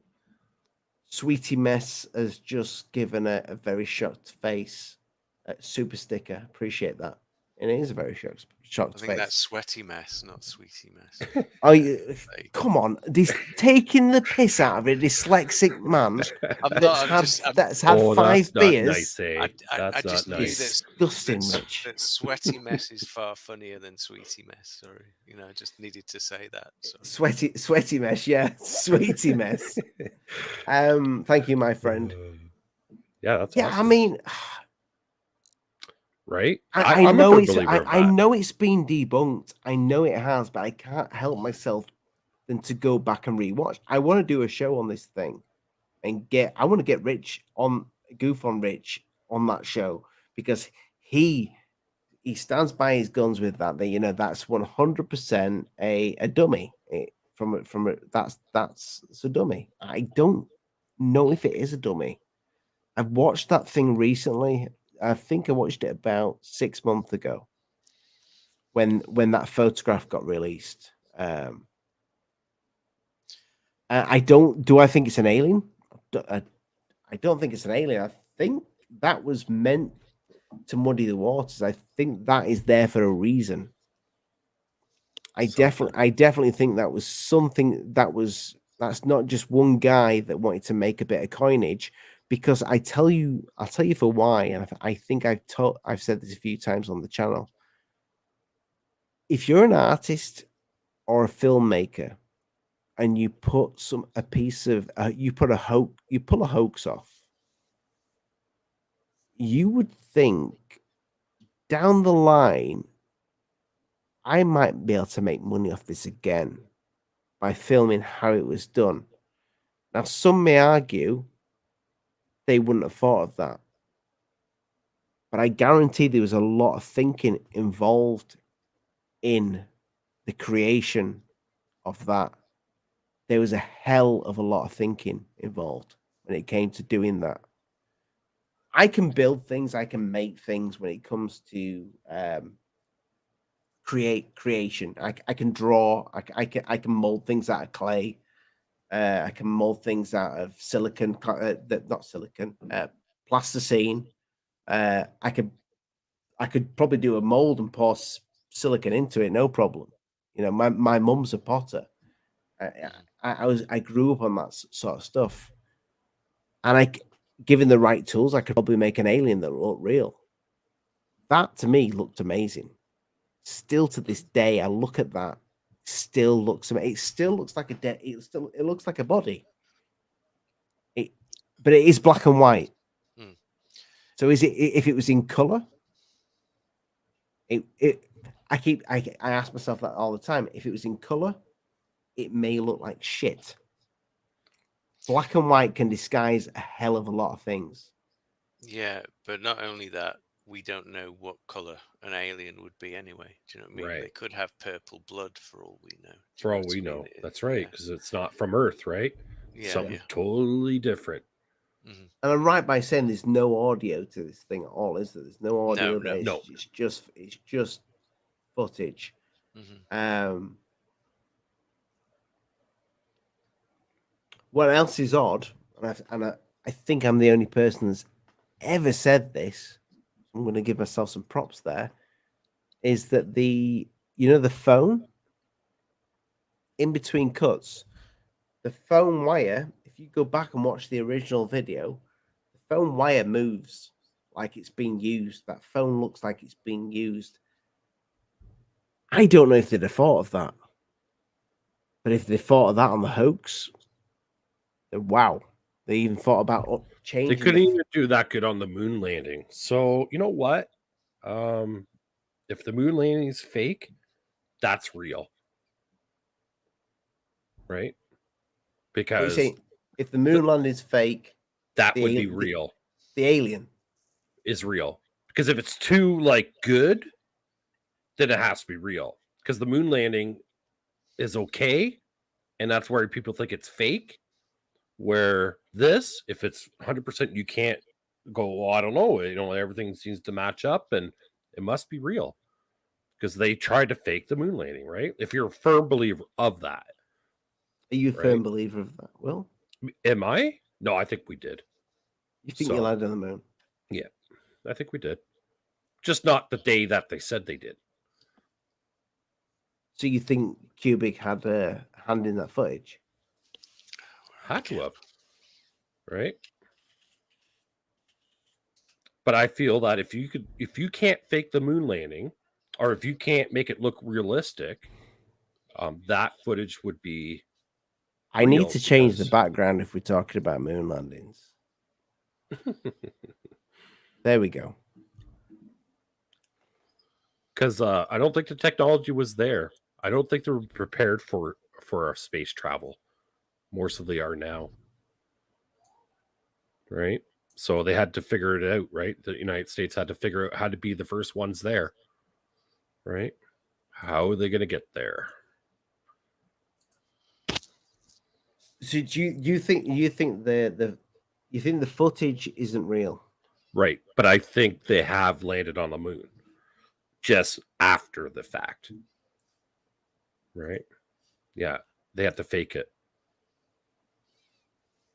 So let me get this straight. So the Saturn, it took off, yeah, with the guys on board, right? Buzz Aldrin, Neil Armstrong, and who's the other guy? I always forget his name. Michael, is it Michael? What's it? Rich.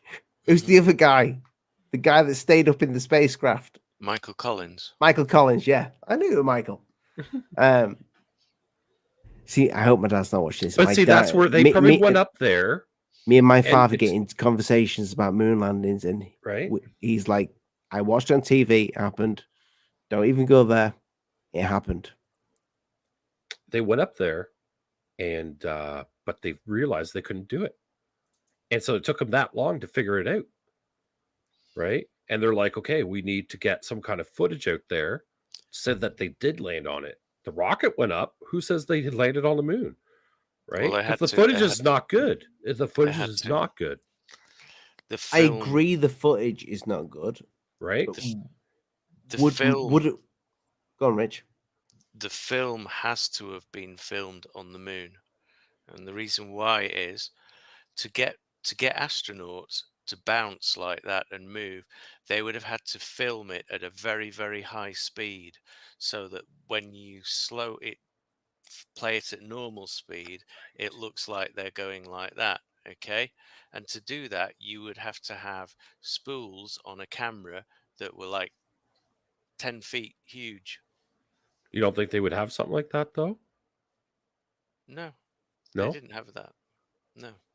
So there is no way that you could recreate that at the time with the technology that they had. Oh, you could possibly be right. Right? So do you think that the footage that we saw, Rich, was actually the footage of them going on the moon? There's footage of them going on the moon.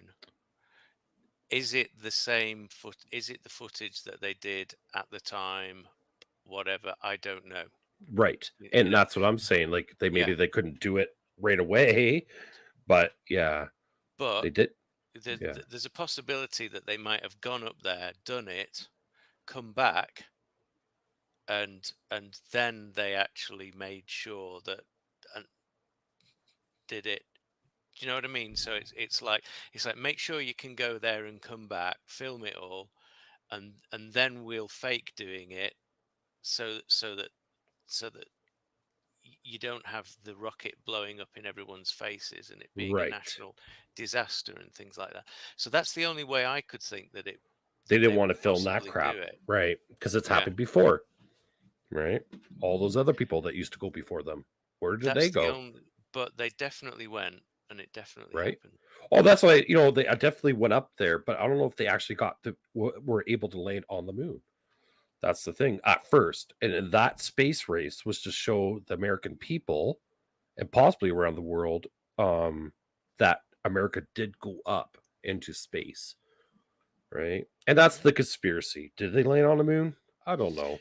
I mean, they sit there and they talk about the Van Allen belt and the radiation there, and that's true. The radiation is very high, but they took a path that went through the thinnest part of the Van Allen belt, which meant that they went round most of the radiation, and therefore they were a lot safer than most people give them credit See, for. not a lot of people talk about that, Rich. That's interesting. A lot of Yeah. people say, you hear a lot of the flat Earth channels. Yeah. Some of the other channels say, well, they couldn't have done it because they can't get through the Van Allen belts. Yeah, well, they kind of went round them.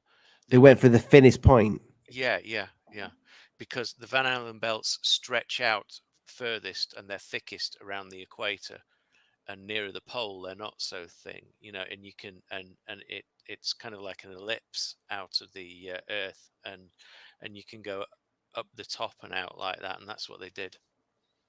Basically, they went through the thinnest part. Why do you think Buzz Aldrin? I don't know if you've ever seen the clip where he gets a little bit shirty and he ends up smacking. I forgot Oh, her that name. activist, yeah. What's his name? Swear in the Bible you walk to the moon. You walk to the moon. Swear in the Bible you walk to the moon. I never fucking walk to the moon, mate. Come on. Because he's not religious, probably, right? And I'd so still to be swear on walking the now. Bible, right? He also asked Neil Armstrong to do the same thing, and he wouldn't do it. Do you think that's okay? I mean, I can only put myself in that position, and if somebody said to me, "Swear that you did this on a and had a camera rolling," I'd be like, "I'm not fucking being your puppet. Fuck off," you Right. know. And that's what he did. Yeah. And I But Buzz also think, Aldrin smacked him in the face. Right. and I also think that Neil Armstrong never really recovered from the death of his daughter. I think that Yeah. haunted him for a long, long time, and that's why he didn't want the limelight. I think that's why he shunned the limelight personally. Yeah, Neil Armstrong always kept himself. Buzz has always been the one that's kind of been the face of that. The really interesting one's Gordon Cooper, of course. Yeah, but he's not one of the first guys. No, he wasn't. But he did the Gemini ones, though, didn't he? And he claimed to have seen UFOs and all sorts. I don't know how much of that he just did for I would, yeah, the but attention. I that's what I can't. You're a guy that you've worked for NASA. How much fucking money must be in that for Gordon Cooper just to go? Yeah, I saw UFOs. I don't think the guy would make a lot out of that. Well, Cooper was passed over for the Apollo programs because he was drinking. So you think he was fucked off at NASA? Yeah. Could be right. Makes sense. Right. I mean, I had. You've seen the interview with Ray Hernandez on the channel?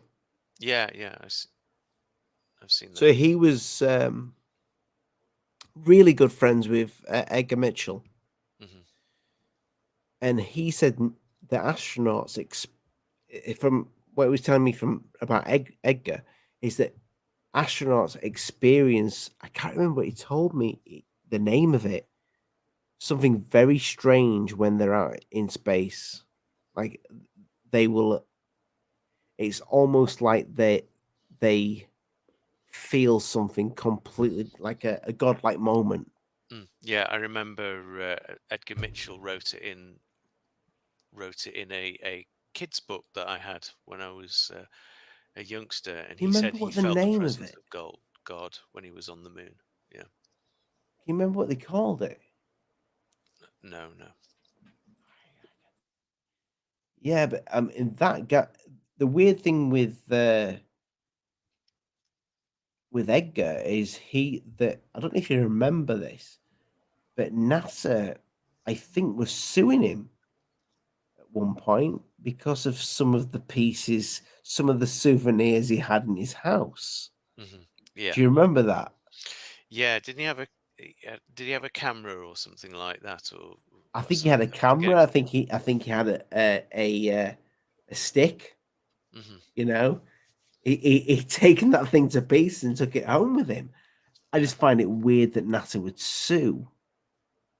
You know, Yeah, a what man makes them the right to own that part of the moon? Like, who owns the moon, really? Like, how can you sue someone for bringing back parts of the moon or but whatever? not just that, but when it's such an amazing thing for man to do.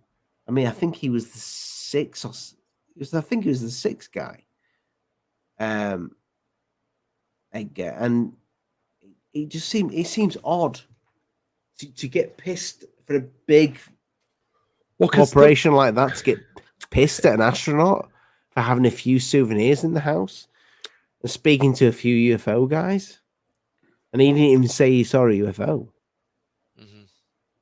Maybe because the moon landing was a fake and they don't want any evidence of it out there. Because the evidence isn't out there now. You know that, right? So, like, all that evidence that they had of the moon landing is gone. Of course, it's gone. There. There's plenty of stuff up there. Well, that's what NASA was saying, or something like that. I remember saying that information is lost. You can see the lunar rover; it's still up there from other sources, but the actual raw evidence is gone. Oh, come on! You can still see it. You can get. I'm serious. That's what they say. Anyway, I don't know. Like, who says that? NASA. Well, NASA says that the lunar the moon landing not there anymore. Is not there. It's gone. It's been I don't know, classified or put away somewhere, and they can't seem to find it because it was asked if they could bring it to the forefront. Somebody asked or something around that line, and they said no, we don't have it anymore. That's why they can't go back to the moon. No, I think I think they lost the technology to go back to the moon. But that's classified information, right? That was stored somewhere. That information. I will say, Will, that that's odd that they lost the technology to go back to the moon. But I think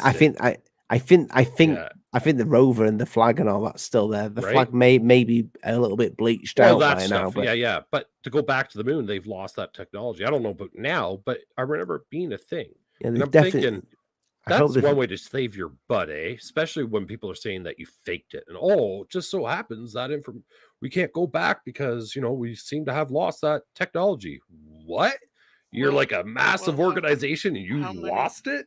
Yeah, well, how many? I've contracted all over the place in various IT roles, and in the past I've been to places where they've said they've got a piece of technology someone's developed, they've written some code for it or something like that, and everybody looks at it and goes, well, I've got no idea how that works, and the guy's gone. He's long gone. He's done that code. He's written it, and nobody can work out how it works. So you've got to throw it away and start again. It happens all the time. That's crazy. And if you have a part that's been machined to a certain specification, by hand by somebody, you've then lost that if that person's no longer around. Right. But it should be something that we've already can figure out, wouldn't you think? Like, I would think it is, but what's Elon using? How is he going to get there? Right? He's using some kind of information, right? Yeah, but he doesn't have the lunar lander yet and Right. things like that. So that would be a complete new build now. Yeah, I've always said too. I said we did go back to the moon. Just man hasn't touched it yet. Robots have. Right? Yeah, you're Yeah. correct. Yeah. Well, Man. here's the thing that you were saying earlier, boys, when we were talking about Mars and Elon Musk. Got that porn channel's back again. Oh, not again. Come Oh on. no! Honestly, Get does him he- on here. He has does he- something to say. Does he think that or she do they think that my subscribers that are into UFOs and aliens want to watch some Anal probing. X-rated content? I have a video about that anal probing, and From aliens. well, I no, don't know it's why. I don't know why they like the aliens so much. I don't know either. Do you know Michael Jackson has a butt plug out?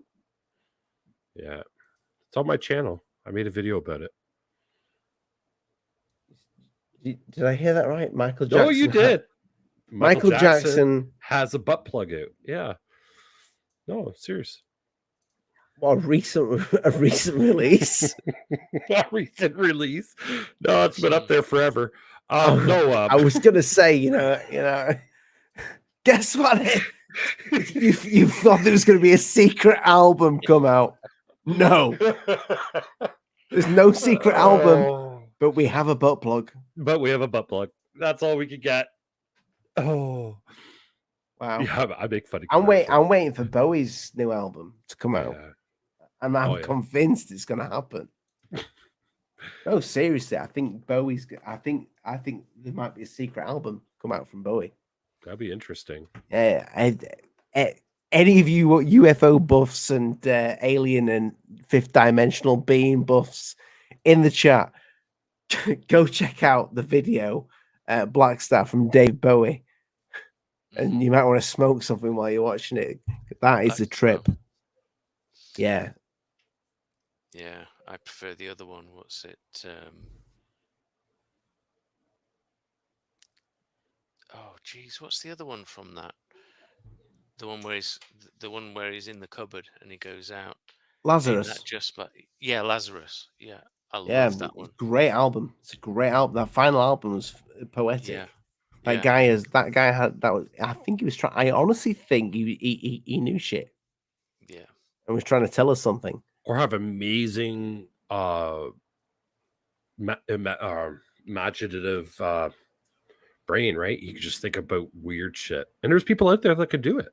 But there's a guy that did was it the wrong word?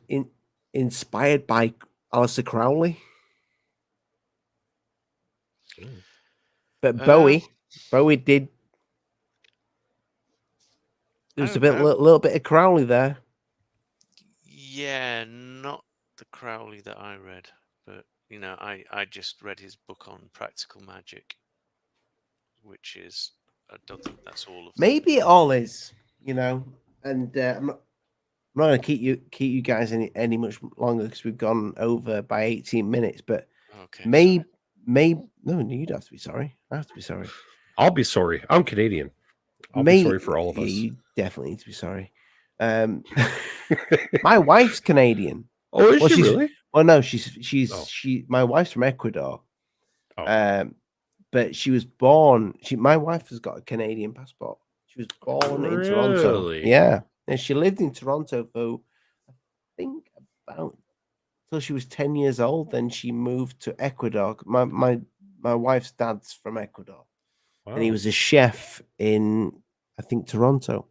Oh, wow. So yeah. I'm a turtle baby too. Till I was 14. I will tell her. She'll be watching this tomorrow. She always watches my show. Yeah. No, she doesn't. Oh, yeah. My family does not like my stuff either. But that's okay though. It is what it is. I like your stuff, Ollie. That's why I watch it. As long as you watch it. But I don't want to sleep with you. No offense. Well, I am kind of good looking, Ollie, but Boys, it's been a great show tonight. We've had no Rich, we've had no Lee, but I think we've held his own ground. You know, I think we've done a good bloody job. And Will, Ollie. tell the people in the chat or the people that are watching this after the show where they can find you and what you're gonna do in the world of ufology.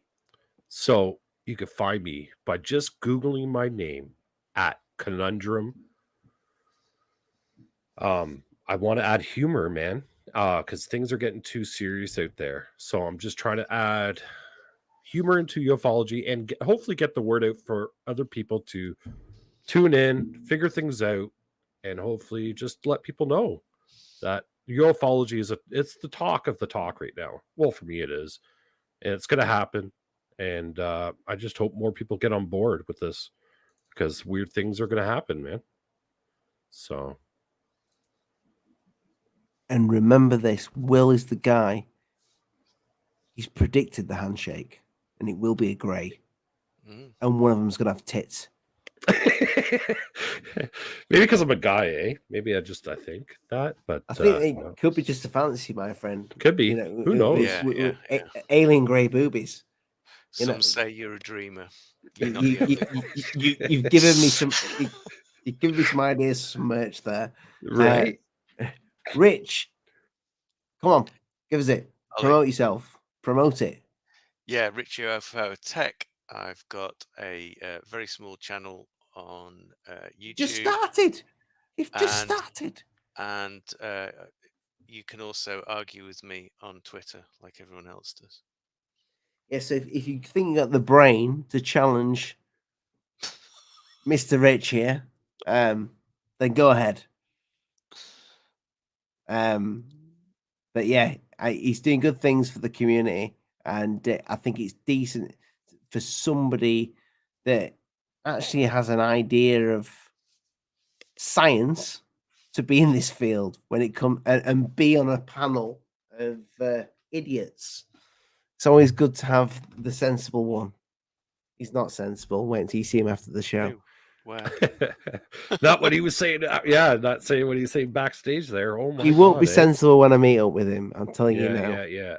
Get him off camera. We'll be both going through the city centre, streaking.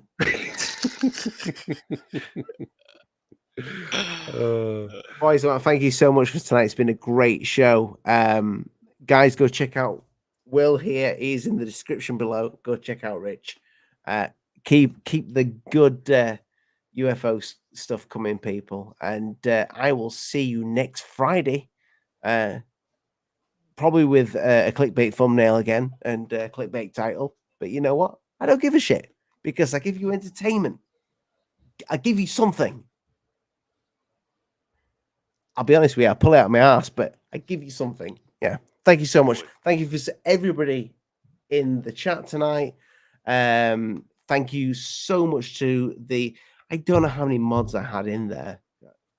Coral's a great mod. She's so good. So good. Love Coral. Yeah. Get well soon, Coral. Yeah, Coral. I need to get Coral on. I do.